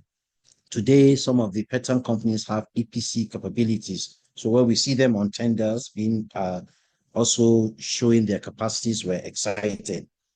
Financial support, for every contract in the upstream, 1% is deducted and paid into the Nigerian Content Development Fund. So we're able to establish a partnership with Bank of Industry and Nexim Bank so that we'll have bespoke product papers that align with the requirements of the local supply chain. So we have the Manufacturing Support Fund that supports companies that want to go into manufacturing, contract financing to support companies that want to go into contract financing. We've also been able to do refinancing so that you can cut your interests. Asset acquisition was also one of the products. I talked about marine vessels and rigs earlier. So we are supporting companies that want to acquire assets. And then community contractors financing is also part of it. Then we had the working capital financing under the Nexim Bank. This was in response to the pressure that was put on service companies during COVID. All these products are at single-digit interest rates. The Bank of Industry Intervention Fund, 5-year tenure, single digits, and then we are able to ensure that there's transparency. Today, our non-performing loans are within the threshold under the prudential guidelines of the Central Bank of Nigeria, which means we're doing very well in terms of ensuring that there are safety nets to protect the funds, which is an industry fund. FPSO integration capability is also one of the major achievements of the industry during the NCDMB era. We had established what we called a portfolio of infrastructure gaps in Nigeria at the early days of local content. Some of these infrastructure gaps cannot be funded by an individual. So we came up with what we call legacy investments on the back of major EPC contracts. So what that does for you is if there's a major EPC contract, you take one of those legacy investments and ensure that the project promoters fund it, and then it is there. It can be used for future projects. That was the concept behind the FPSO integration yard. So today we have the yard. It was used to integrate the Egina FPSO, and we're hopeful that future FPSOs of that magnitude can also leverage that facility. We have so many of the galvanizing plants in Port Harcourt today, established by DEU, was also a product of a legacy investment on the back of Train 7. We have a robust database of what we do. Today, we have over 117 operating companies, creating over 11,000 jobs, direct jobs. These are direct employments. 129,000 jobs for service companies, individual registration. This is where we get candidates for our training programs. Over 400,000, an indication of their belief that when they register on the NOGICD, they get equal opportunity. That's why you see the numbers increasing. Fabrication yards that we've done baseline sensors, 50, engineering houses, and so on. We have automated most of our processes. So sometimes some of these interventions, you don't have to come to Bielsa. For marine vessel registration, for NCEC, you don't have to travel to Bielsa. So it's all part of our enabling business campaign to simplify the cost of our regulation activities so that the industry can be robust, can be dynamic, and they can easily do business. Now, the case study that I wanted to present, having spoken a lot about what we have achieved, we've also seen a trend and thought we should share this perspective. Local content is not indigenization. And we've talked about our ability to mobilize African countries to look at Africa as a continent. But then we need to put the necessary levers on ground to be able to achieve this. So I came up with this case study to show that even advanced economies, leading economies in terms of GDP, in terms of industrialization, do not depend on home countries for the supply of all the inputs to make a product. So if you take the case of Boeing, several countries contribute to the pool. You have the likes of Japan providing the forward fuselage. You have the likes of UK providing the landing gear. You have France providing passenger entry doors and so on. So the message is that you must open your economy and your supply chain capabilities to other countries. And that was the concept of the NCEC, such that no one country can dominate and say everything must come from that country. So you have different components. The OEM is just assembling those components and ensuring that it's certified for purpose. So that's the concept that this is demonstrating. So a global supply chain, as you do business in Nigeria, try and see how you can attract other support partners from across the globe. Then you need to also leverage country-specific comparative advantage. Most of these African countries, they have their own advantages. You talk about Thailand, for instance, you talk about Togo, and so on.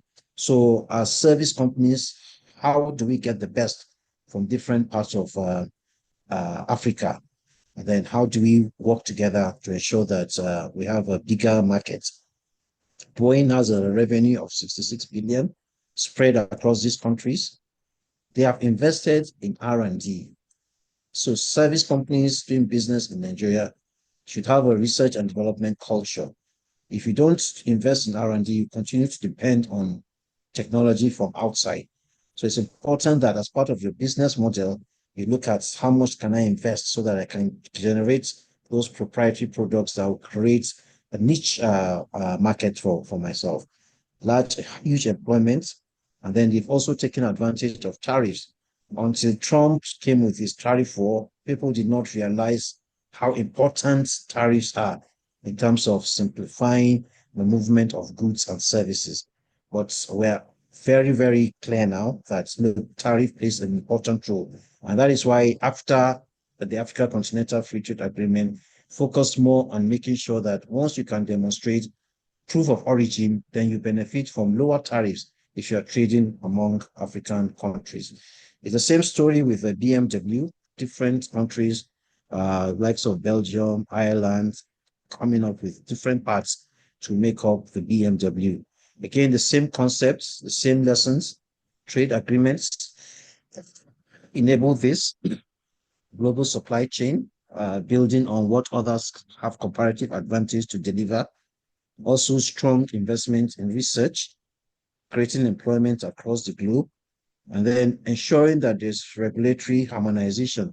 That's one thing that we have also pushed in the discussion with Apple, so that this is standard templates in terms of codes for regulation for African countries. So what is standard in Ghana should also apply to Nigeria. So that unification is also what has helped the likes of BMW to be able to receive goods from different parts of EU and be able to couple it and get the necessary certification. So the EU seal exists, even though countries have their own seal of authority, seal of certificates of quality. So Petan is also pushing that seal of quality, and we believe that we can use that platform to engage SON so that this kind of arrangements can be worked out. Regional integration is also very important and amidst global competitiveness.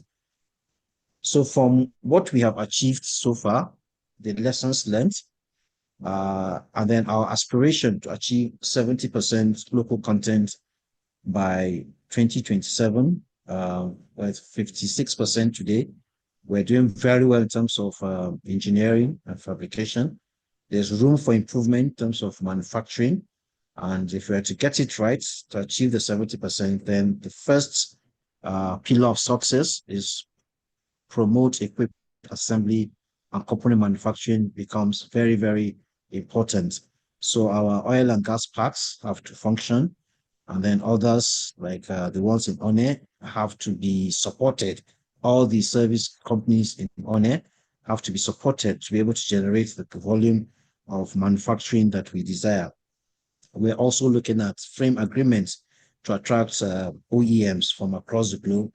If you have those packs and there's nobody inside, then you just have an output. You don't have an outcome, which is not a good KPI. So a good KPI is where there's outcome, which is manufacturing happening in those packs. So we need to be able to work with NIMS and other agencies to be able to package frame agreements that will be attractive to indigenous companies that want to partner with those OEMs to bring them into those parks so that within a few years, they're operational. Then rule of origin, we also don't want it to be a dumping ground. We don't want Nigeria to be a dumping ground. So we're going to leverage the AFTA rule of origin protocol, which means that there has to be substantial transformation of any products within Africa for it to qualify for the tariffs that will make them competitive. So that's rule of origin guideline. We're working with the AFTA office to ensure that we understand what it takes to achieve that. And then we're going to deploy that in giving first consideration to Nigerians, that companies that show substantial transformation as we in our tendering arrangements. The other bit is R&D and technology transfer. I mentioned earlier that there's a nexus between investment in R&D and GDP. Leading countries in R&D, likes of US, likes of China, are also leading countries in terms of GDP when you compare the global GDP rate. So it's important that we have a reward system that encourages service companies to build research and development funding. And then when there's a breakthrough, we had a discussion with Federal Inland Revenue Service. They said there are tax incentives that enable that. So that has to be brought to the fore in the discussions with pattern companies so that they can also take advantage of such incentives. We also need to invest in research centers of excellence, ensuring that major EPC contracts that come just the way we have legacy investments to bring the funding for major infrastructure. We can also deploy a similar model to ensure that R&D centers of excellence are established by such companies, and not just established, but ensuring that they bring research projects into those centers, and then they use the products of the outcomes from such research in their operations. So that cycle has to be part of what will make it work. And of course, technology centers of excellence, so that we can attract young talents, challenge them to come up with contemporary solutions to our existing problems, and then we incubate such solutions, support them to the markets. So that is also a very important tool that we can use to engage our youth, but also be able to develop homegrown solutions to our problems. SME development is also very important. Pattern companies, Project 100 companies, they've done very well. They need to be continuously supported. So the financing that we talked about, Nexim Bank, BOI, needs to be sustained and expanded. Certification, some of these companies have come to us that it takes a lot to actually get ISO certification in terms of time, in terms of investments, and so on. So we can have projects that enables us to support such companies. And of course, we do a lot of mentorship. We bring leading industry players to speak to Project 100 companies on how to be a successful entrepreneur. We also do that for women in oil and gas under the Diversity Sectoral Working Group events. So mentorship is also very important so that the young ones can be positioned to take over those that are aging. Digital technology is also an important area for SME development. The era of paper writing transmissions is almost over. So it's important that we also enable our own indigenous companies to be technologically savvy. Some companies tell you that, oh, why I'm not being able to respond to a tender is timeline issues or documentation issues and so on, when you pose such questions to them. So, but once you have you are digitally enabled, it makes life easy for you. It means that you can work in any part of the world.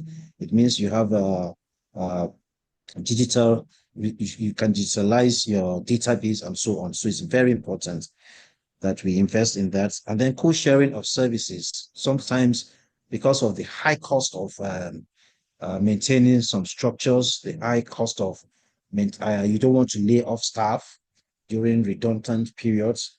You carry a lot of overheads. So when tenders come, you tend to offload everything on a particular tender, and then it makes you uncompetitive.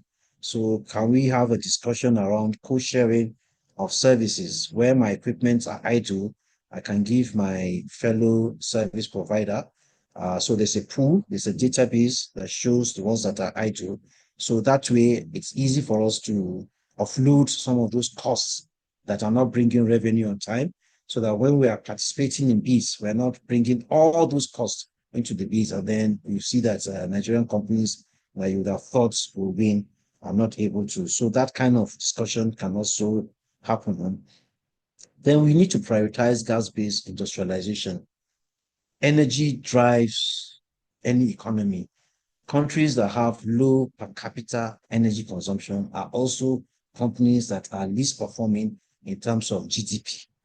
We have abundance of gas, over 200 trillion standard cubes. So what is the problem with being able to convert it to power? So that is also a very important area of interest. So the upstream investments are coming thanks to the Mr. President's very elaborate fiscal incentives. But then there has to be the domestic gas obligations have to be such that we can use it to generate and increase our per capita energy consumption. So it's very important. We need to also look at how do we reduce the cost of transporting our energy, PMS, and so on through pipelines. So as we try to encourage people to establish pipelines in country, we also need to ensure that those pipelines are placed within the corridors so that those in the hinterland can have access to energy. Gas-based industries today, when you look at most of the gas processing plants, when you go to commission those plants, you discover that almost all the units were imported. So we need to invest in conversion technology, leverage our existing gas research centers so that we can begin to develop some of these units, even at prototype level, and then we scale over time so that some of these units can be produced locally at a lower scale so that it will be affordable, and then people can be able to use them to establish very small gas processing plants. Local fabrication of cylinders, we're promoting that, but most of the steel comes from abroad, so most of the cost is already gone, heats and so on. So it's important that we also look at how do we now reduce those capital flights by making sure that some of these so if we're able to build the right ecosystem around gas-based industrialization, I'm sure the discussion we'll be having about our gas reserves being one of the top 10 in the world will also be commensurate with our gas utilization. Our per capita gas utilization also one of the top 10 in the world. So those kind of conservations is what excites development practitioners. So for recommendations, we need to invest in human capital development. All these suggestions cannot work effectively if you don't have the right people. So we need to invest in people. We need to have the right R&D capabilities in terms of, but most importantly, capital goods. Today, if you go to most of our facilities, be it valve assembly plants, pumps, and so on, the machines that are used to produce or to assemble are imported. And that is because we don't have a very strong capital goods ecosystem. So we should be able to invest in those. It requires a lot of machining, forging, and so on. So, but that can be done. I mean, the likes of Naseni exist in Abuja to support that. So we need to look at how do we support the establishment of these capabilities, digital technology, and then resilient oil and gas supply ecosystem. Conversations need to continue with PETAN and Octan and other associations to see how we can up our game, how we can scale, how we can optimize their operations. The more PETAN companies operate in Nigeria, the more PETAN companies operate outside Nigeria, the more we are proud as a country to say that we are able to export our capacity outside Nigeria. Enabling business environment is also very important. The NOGIC Act on its own, those clauses that speak to first consideration are enough to go to the bank because it's a law that ensures that when you invest and you show capacity, you have first consideration. So that's an enabling business legislation. NIPC has established a one-stop shop center to simplify the process of registration and doing business in Nigeria. We also have the NIGDA being the foremost agency of government in terms of technology. And NIGDA also hosts the startup law, so which means that they play a very important role in the discussions around digital technology enablement. Nigeria is a signatory to many trade agreements, talked about externalizing and exporting capital. So we have signed agreements. We are one of the signatories of AFTA in terms of regional agreements. In terms of multilateral agreements, we signed off on World Trade Organization. In terms of bilateral agreements, we've also signed several agreements with US, UK, and other countries. Regional agreements, also the Africa Growth and Opportunity Acts, we've signed off to it. The ECOWAS Trade Liberalization Scheme, we've also signed off this. So there's a lot of agreements that the federal government has signed. So it is left for us as practitioners to make them work, to ensure that we handhold service companies, we create that awareness, they understand the protocols involved, and we're able to take advantage of that to do business within and outside Nigeria. So in conclusion, the NOGIC Act has repositioned Nigeria from a passive oil resource extractor to an active oil and gas industrial participant. The next phase must focus on deep manufacturing, technology ownership, and global competitiveness. By following models like Boeing and BMW, we successfully built local supply chains despite starting from foreign-dominated bases. Nigeria can transform its oil and gas sector into a true engine of industrialization and economic sovereignty. So on behalf of NCDMB, thank you immensely for giving us this opportunity to share our perspectives. That's the end of my presentation. Thank you. Thank you so much, Oga Malik. Mr. Abdul Malik Halilu is the Director of Monitoring and Evaluation at NCDMB, giving us, as they say, from the horse's mouth. We've listened to Mr. Enel, we've listened to Dr. Amao, we've now listened to Mr. Abdul Malik Halilu. Time is far gone. I want to call on some experts in the room. Thank you so much, Oga Malik. Yes, the applause is coming. It's greeting your presentation, quite detailed, walking us through what you've done and where you hope to see. I would always fall in love with that your slide on Boeing and BMW. Really, we should increase our business amongst ourselves as a people. Even as a country, individual, separate regions should begin to look for what they are very skilled in to bring to the table, and let us all have a pool of expertise coming together to give us one whole. All right, we're going to move on now from Mr. Halilu's presentation. And I want to take very brief comments because of time. I want to beg my Ogas and my Madam, whom I'll be calling on right now, to kindly just keep it brief because of time. I want to begin with a woman whose name was mentioned when Dr. Amao was talking about the issues of NCCF and how the IOC has also played a major role in building capacity for the oil and gas industry.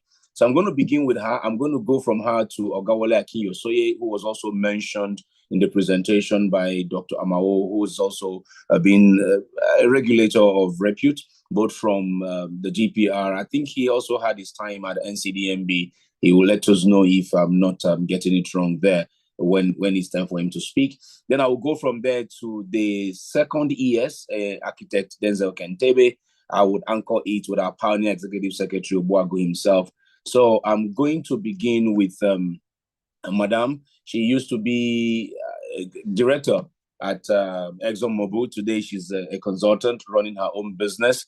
Madam Oluseyi Afolabi, Engineer Oluseyi Afolabi, a member of the Board of Trustees, of SPE. Engineer, ma'am, if you can just give us a few minutes of goodwill, and if you have any kind of testimony of sort, not even if it's not of your own, of local content that you have seen in your years in the industry since this local content journey began, we wouldn't mind to take it, ma'am. If you can please just keep it brief because of time, we'll greatly appreciate it. Please confirm you can hear me, Engineer Oluseyi Afolabi, please, ma'am. I can hear you. Yes, ma'am. Please take it away, ma'am. Okay, thank you so much for the opportunity. And Dr. Abiodun Amao, thank you for organizing this, because it's one of those things that can easily be swept under the table, but you have decided to showcase it. And so we do appreciate your leadership in trying to bring to fore one of the things that I also consider as a very laudable objective, but it became a reality. So I would say a laudable reality of the Nigerian government over the years. And so Nigerian content story would be told over and over again, but it is something that we should be proud of as a nation, that we've been able to accomplish a lot. In my time as general manager for Nigerian content and commercial, we were very involved in trying to understand the capability and the capacity that existed in the country at the time. And we did do a lot of that to come up with the appendix, I forgot what we call the schedule that was behind the act. And that in itself has helped tremendously, because the IOCs at the time were able to understand what was present in the country and what we can do to further enhance that. And, one of the stories that I would remember is going as far as trying to go to Oshogbo and find, a company that was making, bolts and nuts. I can't remember their name now, but, it was just going everywhere into the country and trying to find out what are the good things that people are doing? Where are the mom and pop shops that you can actually bring to fore? And, we did the Era main development, and after that we did, and, that was the birth of Delta Afrique. The engineering was done, what we'll call sort of like a backward integration, bringing Wally Parsons to come into alliance with, I think they were called Delta Tech at the time. So Delta Tech and Wally Parsons became Delta Afrique. And there were so many other things. We did Era Main, then we did Era North Phase 2, Era North first, and then Era North Phase 2. These are deep water projects, and they had a lot of Nigerian input into it. So it's just a sweet story. And I'm very grateful that the current stewards of the NCDMB are also still carrying on and making place to be brightened more. So I do congratulate Alhaji Alilu for all the work that they're doing now. And I can see how they're encouraging even young entrepreneurs like us, trying to bring our experience into the industry. So I caught that you said you're helping out with trying to get our ISOs. Thank you very much, Nigerian Machine Tools. Pekoyeleke, who was the manager of local content, did a lot of work with them. Thank you for reminding me. We, I guess, young entrepreneurs that are coming along, we're very happy that you're helping us to hold our hands and be able to go through all the various certifications that we get to be able to operate in the industry. But I think the future is bright for Nigeria. There were a lot of questions that Dr. Ibilola Amao asked in her presentation. And I think that's really where our hearts and minds should be. How do we answer those questions? How do we prepare the future generation and make sure that they're strong enough to keep the flag flying? So thank you very much, Dr. Amao and the group at NONADEC for putting this together. It's really very laudable.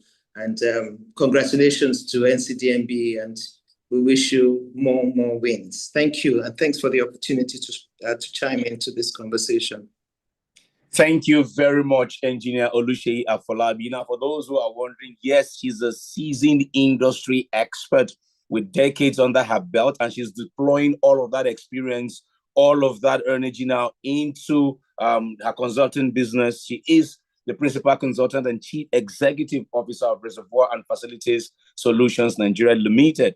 As for those who are wondering, her saying a young entrepreneurs, yes, that's true. That's a business she's been running since she left the international service companies. All right, moving on from Engineer Oluseyi Afolabi, let's move on to Ogawale Akinyoshoye.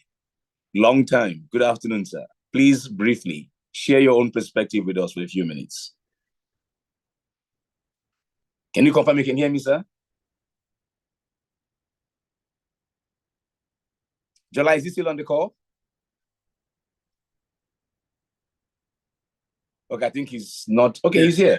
Oh, he's here. Please go ahead, sir. Go ahead, sir. Yes, sir. Thank you, Richard. It's nice seeing your face again. And thank you, Engineer Ene and Dr. Amao. It's refreshing listening to you. The presentations, I would say, are excellent.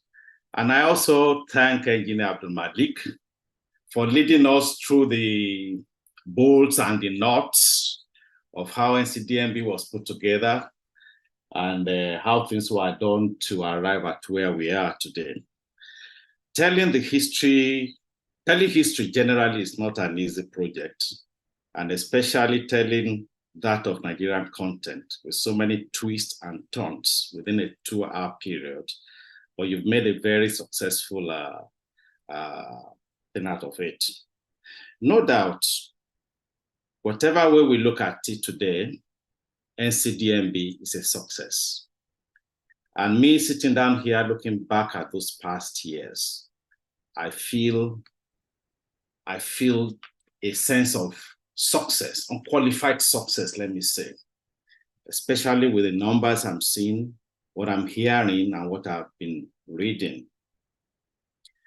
One thing I could take from the NOGIC Act and its 15 years in existence, the first thing is that it's very, very important for us to have focus. And whenever there is focus, it's easier to achieve success. The other is that there needs to be established rules and laws. I remember when all this started, people were asking questions. All of those guidelines we've been talking about, are they not suffice for us to be able to move forward? But the question we kept hearing, or the response we kept hearing from the IOCs, is that there is no way they could be able to commit to this in any long term, except there are rules. There are laws, established laws that are passed by Parliament, especially now that we are not under military rules again.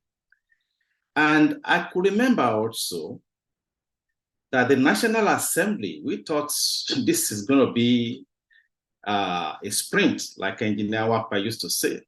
Even passing the law it became a marathon. And it was very nice that the group decided not to wait for the Nigerian Content Bill to be passed of the General PIA. It meant that you had waited. With the benefit of the hindsight now, we have waited forever. So those things are very important. Identify your goals. What are the tools necessary to get this? And you go for it. Another thing I want to talk about is how the Egina project, especially the top side, building the top side, a lot of it in Nigeria was achieved. That's a major, major achievement by NCDMB. And I will give most of this to Engineer Nwapa. I remember then that there were lots of reactions, and there are lots of suggestions that this may not be possible because we are going to do a lot of cost overruns, which may not be very palatable both to government and also to the operator. But he kept his feet down and insisted, even while issues like the draft of Lagos Harbor and so on and so forth were being discussed, that this is a thing to be done. And today we look at that FABIAD, that is a legacy project, cited, as a result of that, and so many other things that were accomplished at the back of that. And we could see that resilience is very important. Focus is very important. And it's important that once we have put our feet on a journey, we should not retract from it.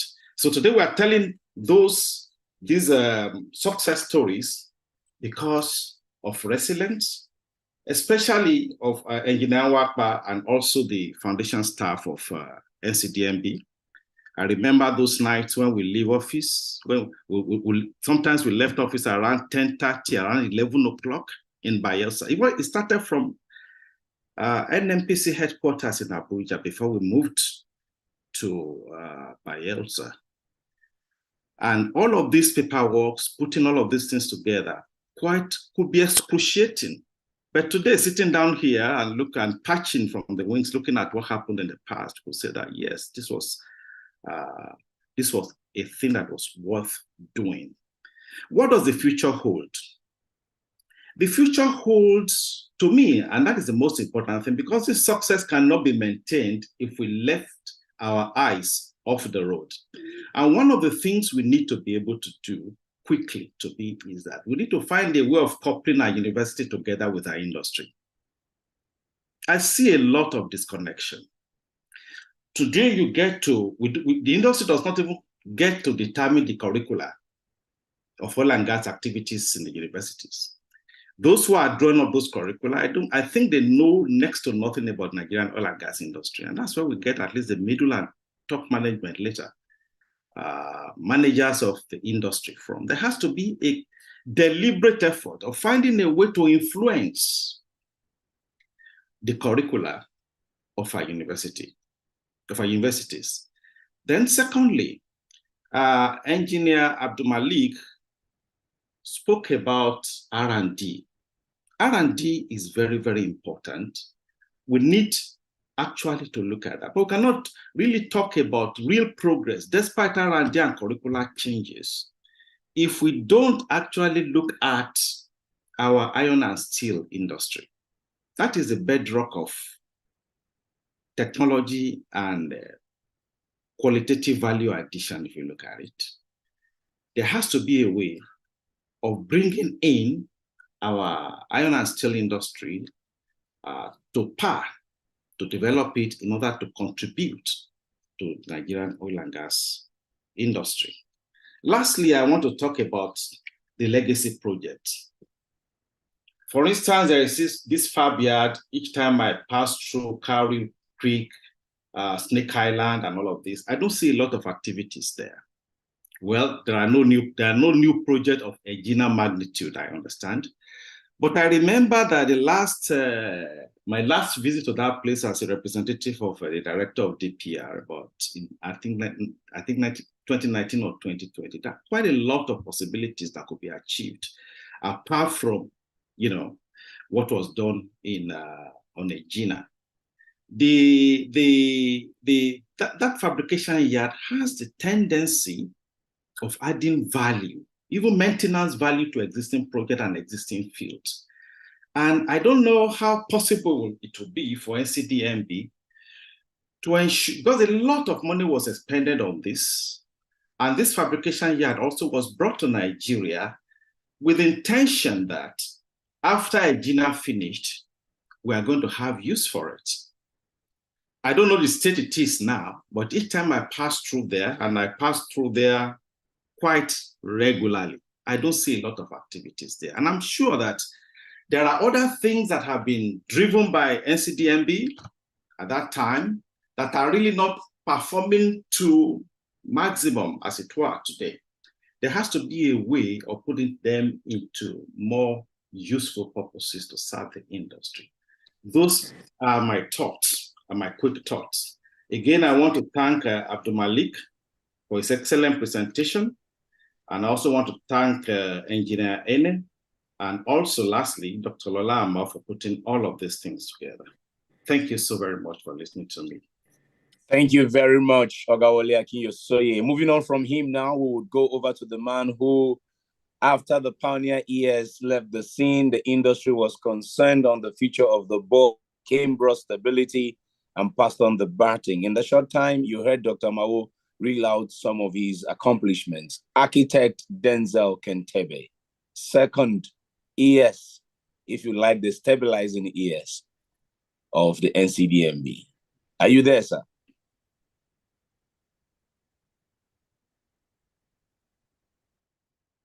Architect Kentebe, are you there? Yes, I am here. Can you hear me? Yes, Architect Kentebe, we can hear you. Please, good. Sir. Well, I'm in the US, so it's good morning from everyone here. Oh, good morning. Don't worry, we'll be joining you shortly. Good morning. And this has been a wonderful event. Thanks to the organizers. I have learned quite a bit, quite a lot from the presentations that have been wonderfully delivered by Engineer Ene, Madam Amao, and Abdul Malik, the hardworking Abdul Malik. Well, like I said, I want to thank everyone that organized this. There's nothing more to add to what has been said. I'd like to also reiterate the fact that not only did I take over from Engineer Nwakpa at the end of his tenure, I also took over at the end of a regime. So it was a bit scary for me, and also that I did not want to be where the baton fell. And in doing that, I had to seek the support of one very important person, and that is in the person of our pioneer ES engineer, Ernest Nwakpa, who stood there by me through thick and thin. Through everything I think I achieved, he was there with me. Ene also was also a stabilizing factor for me. He gave me advice, he gave me insight, Petan, Octan, everybody came around to support. The IOCs, as we had all mentioned, were a bit skeptical as to what the future of NCDMB will be. But I think we were able to, with the team at NCDMB, with the staff, with the wonderful staff, we were able to prove to them that there was no cause for concern. And I am very happy that when I handed over to Engineer Simbi, who also came in and did a wonderful job, I was able to hand over without having bat an eye from where Engineer Nwakpa had started. Having said that, there's more needs to be done.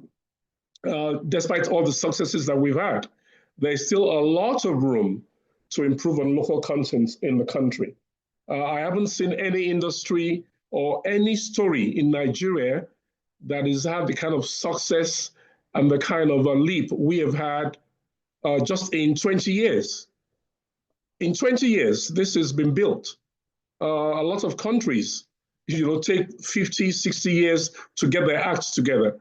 NCDMB took 20 years to get to the point where we are, and I'm sure for someone who did not know that it was just in 2010, they'll probably feel that NCDMB started when Nigeria started for the kind of achievements that we have had. So I want to encourage the staff, encourage all the stakeholders, because NCDMB is not just the executive secretary and members of staff of NCDMB. There are lots of stakeholders in NCDMB, as you can see from the presentation. And it's our responsibility to ensure the success, and that, we should not get this confused and the motivation and successes taken away by politics. I think it's all our responsibility to ensure that we have the right people in the right places, we have the right facilities, and we work together to achieve even greater goals. The confidence in the industry of the IOCs is something that we cannot but overlook, and we need to have purposeful and professional leadership at the board at all times. So having said that, I think I'd like to stop here. I want to thank you all for whatever support you had given to me while at the helm of affairs. And we're still an NCDMB family, and we shall continue to all strive together to ensure its success. Thank you very much. Thank you very much, Architect Kentebe Denzel. Well, ladies and gentlemen, you've heard from every speaker here today. One name was constant. From the journey of the 90s, he was a constant. To the journey of the very late 90s into the early 2000s, he was a constant. To when the division was created in NMPC, he was a constant. Engineer Mekene said he was one of the forces pushing local content at the division of NC in NMPC those many years ago. You've also heard from the man who we now call the stabilizing ES, that even to the stabilizer, he brought stability. And of course, the foundation he laid was so solid that everything that the NCDMB has achieved today is traceable to that solid foundation that he laid. What a delight it will be now to listen to him. Drum rolls, ladies and gentlemen, for Obuagu engineer, Dr. Ernest Chu Mwapa, FNSE, Pioneer ES, NCDMB. Obuagu, it's over to you, sir. Thank you, Richmond. Thank you for that introduction, and thank you to all the participants today. I cannot see many of the participants out there, but at least I recognize the 4 panelists as people that I can call my office mates, because for a long time, my office was also their office. When they all are pillars of local content. I just want to add a few comments about them, but before that, let me say that Gaius Obaseki has not been given enough recognition here, because he also set up a local content committee that was headed by Smart Fabwemi. I think Lola mentioned that, but Obaseki's, that committee did one of the first curation of information that was used. But Kuboloku, Engineer Kuboloku's vision about what local content should be is such an important thing, because when Kuboloku left NMPC the first time and went into private practice, he operated as a consultant to the industry, and that exposed him to things happening around the world. And the first time he briefed me on local content, he told me exactly what he wanted. And we must also give him kudos, because at some point, President Obasanjo wanted to make local content, put it in put the administration under the presidency as by creating a political advisor or a special advisor role for local content. And Kuboloku was very, very worried about that. And that is what actually propelled him to institutionalize it in NMPC and put it. It was so important to him that he said under advice that the only way to work is to put it inside the office of the GMB. That gave it the authority to work when there was no law. So I want to recognize that. I want to recognize Wale Akinyosoye, who was in charge of local content in DPR, and collapsed all his experience and everything he was doing in the past into the knowledge base that we utilized in NCDMB in the beginning. Because what we did was to have a 6-week, we pulled every NCDMB practitioner from the industry and put them all in a place. We locked ourselves up for 6 weeks to interpret and to own the interpretation of the law and the practice of it. So I want to thank Wale. Your voice is still sonorous and very sharp at this age. Lola was one of the first people I reached out to when I was made coordinator in NNPC in 2004. And she virtually carried her laptop and followed me everywhere I went. She paid her own transportation. She did the secretarial work, because I had a team of only about 2 or 3 people before Akonde joined us. And then Lola also created the bridge. She was already a consultant to PDDF on training, and she was having difficulties getting them to understand. And she pulled PTDF and NMPC together. When I say NMPC, the local content wing of NMPC. There's Malik, as you can see, is a master of the game. We in NMPC had the benefit of Accenture being our consultant. But when we started NCDMB, we didn't have money. NCDMB, the law said we should start the very first day of the enactment of the law. And we didn't have any budget So we were just picking funds from different sources, especially from the budget of NCD and NNPC. We got approval to use that. And so Malik was the cheapest way to get a consultant in our board. And Malik became our consultant. He got us, they did the research for us. As you can see from his presentation, he's very widely experienced. Now, Richmond's story is a different thing. Richmond is a panelist there. The first time we used Richmond for an event, Richmond was one slim guy who was just starting. But Nigerian Content insisted that we had to use young talent. And now you can see that Richmond, if I go in any part of the country, any part of the world, and it's an event on oil and gas that has anything to do with Nigeria, and sometimes Africa, Richmond is the one in charge. So when I look back and see what I'm seeing today, people like Afolabi, they used to come into my office at any time. And sometimes it will be, Ernest, this thing you're saying that we should do, we cannot do it. And after a long conversation, most of the time, she will come back and say, okay, Ernest, you know what? This is how we'll do it for it to work. That was the kind of collaboration we had. She has forgotten, or maybe she didn't have time to say it, that it was ExxonMobil that came to our rescue when we had SCC plant making water pipes in Abuja, and the industry was saying we can't use the pipes from that industry to run the oil and gas industry. It was ExxonMobil that came to the rescue and put their own technical people to convert the SCC plant in Abuja to an oil and gas pipe making facility. So there's so many things that we can say, but a lot has already been said. Emeka is when people hear about 16 guidelines, 12 guidelines, 23 guidelines, it was not really from NNPC. Those guidelines came from those part-time brothers and sisters who had practiced and who knew exactly the language and the way to put it into the guidelines.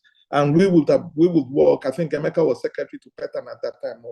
But as you can see, he's a storyteller. He's told most of those stories very well. And therefore, I don't need to do so much more.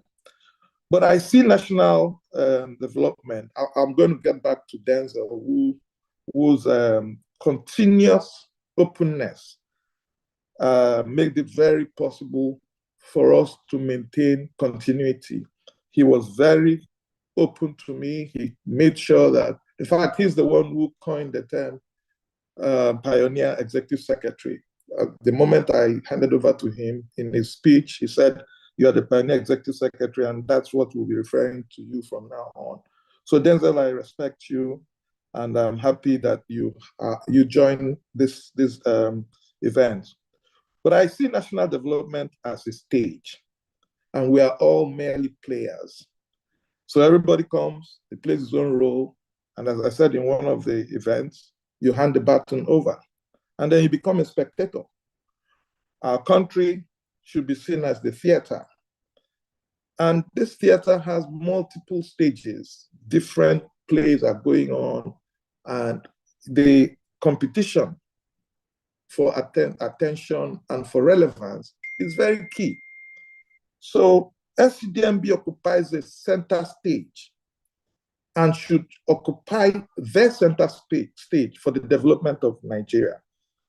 I'm happy that in the competition for relevance, NCDMB has continued to win laurels, no matter who is in charge at the top. We have been very lucky to have people driving NCDMB that have decided not to say, because Mwapa started this, I'm going to toss it out of the window and do my own. Every ES of NCDMB has held on to that major framework of local content implementation, not because it was set up by Mwapa, but because Mwapa brought the industry together and we all put our heads together, we signed up on it, we owned it, we propagated it, everybody is speaking the same language, and that is something we must continue to keep together. So it is not by, we must hold it We must not let it slip, you know. And if we continue in this way, we will find out that the local content impact on our national, bigger, larger national economy will begin to get into practice. As we all know, Trump may be losing popularity.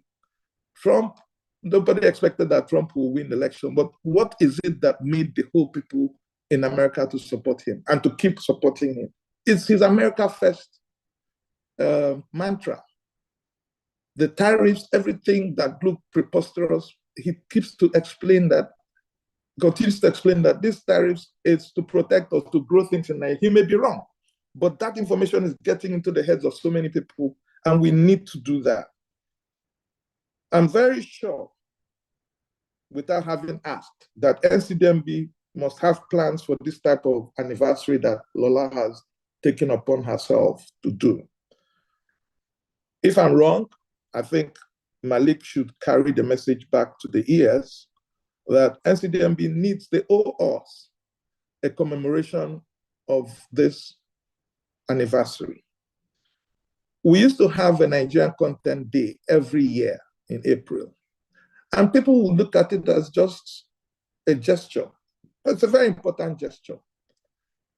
If we don't keep this on the street, the message of Nigerian content, and on the lips of ordinary people, all it takes is for one single person in authority can see a proposal, an opportunity, a requirement for work to be done in a Nigerian company, and just say, no, this thing is not necessary. Why we were wasting time, we're wasting effort. Why? Just one person. Somebody sitting in a position of authority with a red pen, a green pen, or a loud voice. We just say, don't bring this thing up, and that's the end. So it is our responsibility as people that have been associated with Nigerian content to continue to do what Lola has done. Lola is not in government. Lola is not, she woke me up one morning and said, Ernest, we need to do this, and we need to do this, and we need to do that. I said, please call this person, call this person, call this person. I like what you're doing. I put this thing on my golfing panel. We need to keep this flag flying. I have seen, I mean, look at what Wale is saying. There's a fabrication yard we have there, sitting down, and it hasn't done anything. It doesn't have to be in oil and gas. That facility and every other facility, we as Nigerians must request. If you're a newspaper editor, write an editorial. If you are a blogger, blog it. If you're a musician, use it to sing. Nigerian content has to go back into the depths of our consciousness. Otherwise, government officials and company executives sometimes don't hear what the people on the street say.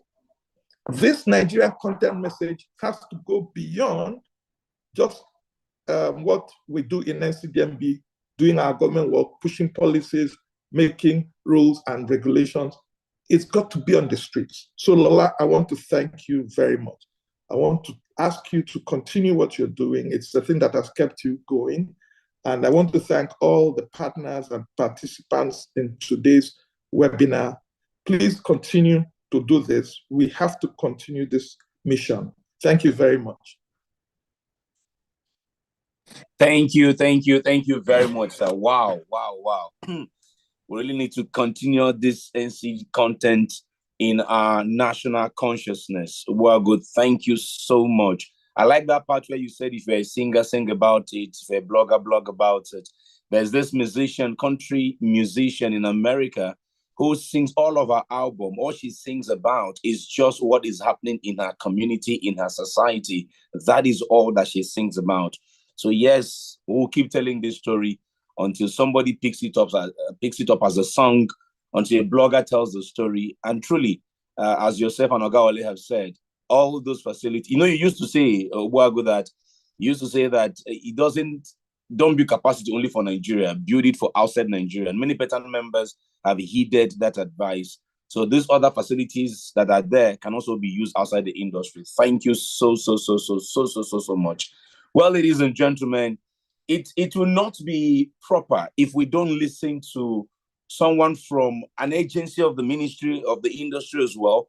There's a question that was asked by someone in the Q&A box that about training, and there's something that Ogaole has also said about bringing together the academia and the industry. And I think this agency of the industry could play a big role in that. Let's take a few minutes of remarks from them as well. I'm talking about the PTDF, and Oga Usman Pinda is here on this call. Oga Pinda, good evening, nice evening now. Good evening, sir. Let's have your take for a few minutes, sir. Can you hear me?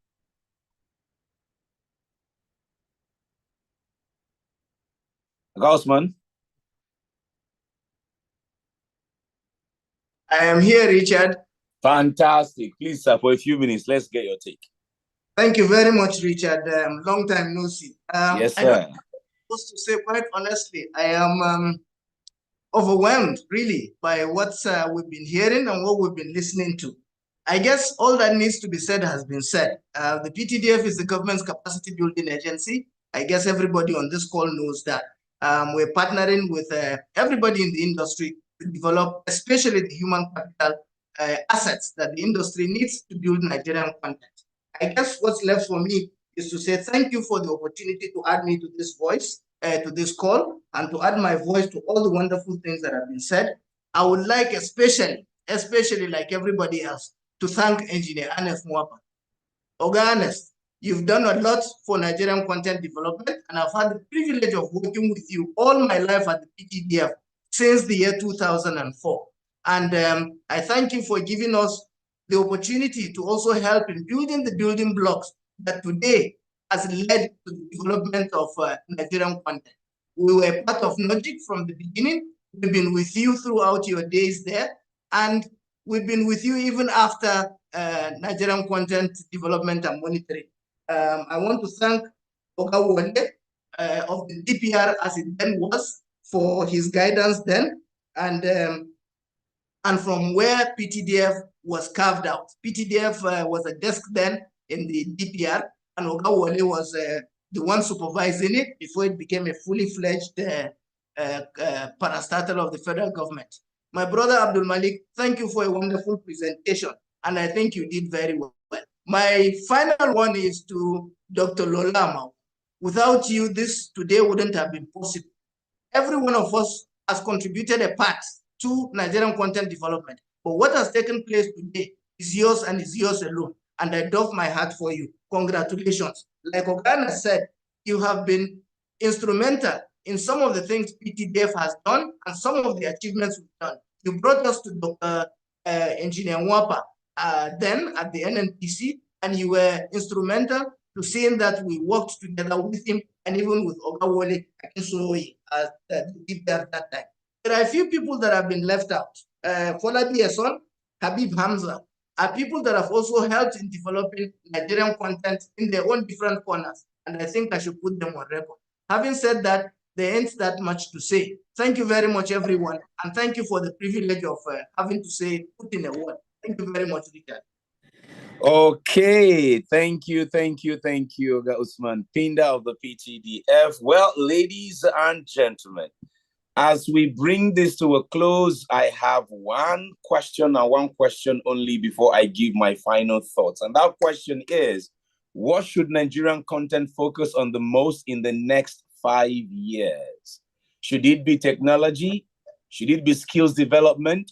Should it be funding access? Should it be global expansion? Now, global expansion is not just in terms of outside of the country. Global expansion in terms of taking it to the wider Nigerian economy, spreading it to every sector of our economy, as our guy next said, making sure that it becomes a culture in every sector of this economy, that Nigerian content is the only way to industrialize this nation. It is the only way to empower Nigerians. If it has succeeded in the oil and gas industry, it can succeed anywhere else. So please, let me read that again.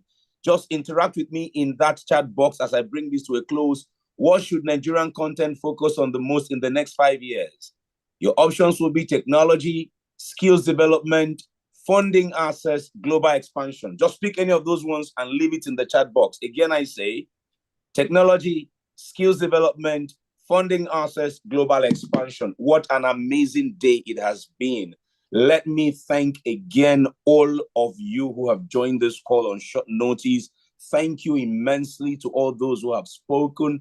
I begin from the Pioneer ES. Thank you, thank you, thank you, thank you. On behalf of Lonadec, I want to say a big thank you to you, sir. On behalf of Lonadec, thank you to Architect Denzel Kentebe. On behalf of Lonadec, a big thank you to Ogawole. A big thank you to Madam Oluseyi. On behalf of Lonadec, a big thank you to you, Mr. Ene. Huge thank you to Mr. Abdul Malik. Thank you, thank you, thank you.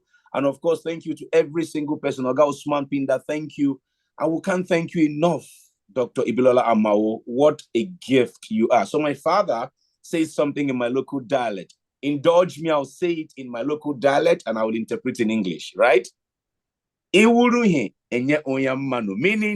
if you are a gift or if you are something, you are not worth sharing. You are worth keeping for just oneself. You are worth keeping for Nigeria. You are worth keeping for Africa. You are a great gift to this country and this continent. We will always thank you. So ladies and gentlemen, please, those who can, if possible, everyone, can you turn on your cameras?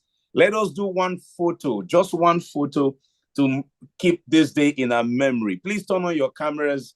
Turn on your cameras. Those are my panelists. I'm sure my participants will be able to do that. If you can please turn on your cameras. Let's just capture this moment. It will be done from the Lonadec back office there. Let's capture it while we are waiting for a few others to see if they can turn on their cameras. We want to really appreciate everyone again. It's been wonderful. Let's keep the conversation going. Local content, as Ogane said, I have been made what I am today by local content. And that is a fact, ladies and gentlemen. Before my emergence, they used to fly in a British or Irish woman to MC most of the oil and gas conferences in Nigeria. But when I came, the likes of Oga, NS, and many others, the likes of Ogene, you know, my first outing of this country was courtesy of Ogemeka, and you know, my first industry oil and gas event, the likes of Oga NS gave me that opportunity. And also a big thank you to everyone. And I like to say, I am locally made for the international market. Local content brought me this far, and we're global now. So thank you, everyone. Please turn on your cameras if you can, and let's get this picture in. Is it Samuel or Jola who is taking the shots? Let's take the much we can, and let's move on. Thank you, everyone. All right, great. Thank you so much. We want to see how we can enable more people to turn on their cameras. All right, that's up to you. That's up to you. That's up to you. That's up to you. That's up to you. Feel free. Please, if you are enabled to turn your camera, please turn on your camera. We want to just capture this moment. If you are enabled to turn on your camera, please turn on your camera. We want to capture as many faces, as many smiles as we can in this moment. Please do that. Let's just get the pictures in and document it. So it's up to you, Samuel. When you are ready, we say cheese. Okay, great. Okay, great. So we are unmuting, allowing everyone to talk. Thank you so much, Mr. Richmond. Thank you so much for the great work. Always inspiring listening to you. Thank you. Especially at physical events. You're just one in a million. Thank you so much. We want to ask, we've unmuted a lot of us. Let's kindly turn on our cameras, and we just have like just few seconds, and then we'll take. There's no option to do that. Oh, okay. Okay, Oh, okay. So, Emeka, are you there? Do we need to promote them to panelists? Okay. So, we're promoting a lot of us as panelists, so we just if it's possible to just hit everybody on the panelist thing and just give them that one. As soon as you do that, take the picture, and then the meeting can end. Okay, great. Right. If you can do that, just do that. All right. Okay. And please, as soon as you get access, kindly just switch on. Thank you very much. Yeah, I see James is here, and I think it's happening. Keep it going. I think it's happening. Keep it going. Dr. David Editang is on. Moses is on. Yetunde is on. Yes, keep it going. Mubagu himself is on. Yeah, Olushola, I know, I see you. He's on. Johnson is on. I see you. Thank you. Oluwani is on. Yes, my architect is on as well. ISPE chairman is here. Engineer Dan Madami, she's on. Oga Sai Sai. Auntie Sherry, good to see you. Oga, okay. Powerful, successful meeting. Nice. Oga, okay, but I see you. Thanks, everyone. Richard, I can't get on. We appreciate you. Nice. Awesome. Richard, I can't get on. Thank you. Awesome. Pedro. Dr. Johnson, great Richard, to see I you, can't Dr. get on. Johnson. All right. So, Samuel, when you are ready, let's take the picture, right? Okay, great. So we will take the picture now. We like us to. Richard, some of us are still not there. Are you serious? Okay, Yeah. Why? Samuel, please give Oga Usman pin the access. I'm still unable to join too. Oga Wole too. Yes. Samuel, hold on, no, please turn Oga Wole's video on, no. Okay. I'm just getting. Even Oga Usman pin that, please turn their video on. Okay. Margaret Okojoku, happy long time. Good afternoon, sir. Good afternoon, everyone. Awesome. Okay. Good afternoon. I hope we have a lot of us in now. Oga Pinda is still not. His camera is still not on. Oga Wole is on now. Okay. I'm not seeing Oga Wole. I'm not seeing Oga Pinda. Oga Wole's one is still not. His camera is not on. Oh, okay. So I just find him Wole. Trying to. I think you saw it, yeah.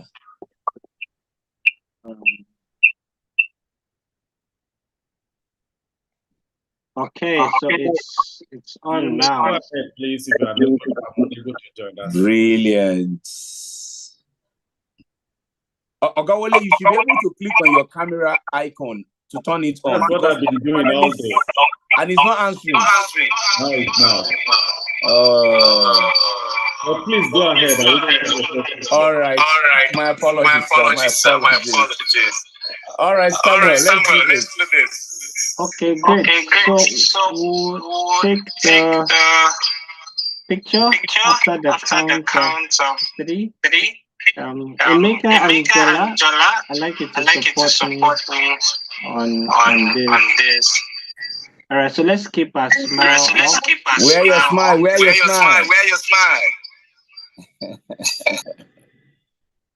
Okay, great. And just wear your smile on, and we take it after the count of 3.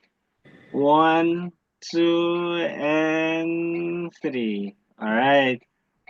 Thank you so much, everyone. Thank you so very much. I guess, Samuel, you'll have to take my own different after. Thank you. Yes, thank you so much, Ma. Thank you so much, everyone. Thank you so much. Thank you. Thank you, everyone. Dr. Amo, well done. Very well. Thank you, Ma. Thank you, everyone. Thank you. Thank you, Shala. No, thank you, Bosse. Thank you, Margaret. Thank you, Reverend Silas. Thank you, everyone. Bosse, good to see you. Thank you, Dr. Mao. Dr. Johnson. Dr. Johnson, good to see you. Thank you. Dr. Johnson. Dr. Johnson. Yes, sir. I love this gathering. I love this. Yeah. My beloved brother, Silas. Good to see you. Yes, sir. Bye-bye. Greet you. Thank you so much. Seriously. Yes, sir. This is like a reunion. Yes, I love it. I love it. Thank you. Very good. Yeah. I think we should be having this every year. Oh yes. Oh yes. Yes. Yes. Seconded. Yes. Yes. Thank God. Well done. Yeah, thank you so much. Thank you, Dr. Vilola. You have done very well. Thank you. Dr. Amao, can you hear me? Yes, I can. Oga Finda, thank you so much for joining. Take care of yourself, and thank you very much. That's a wonderful one you have pulled off there. Thank you very much. Yes. Thank you. Yeah. Thank you.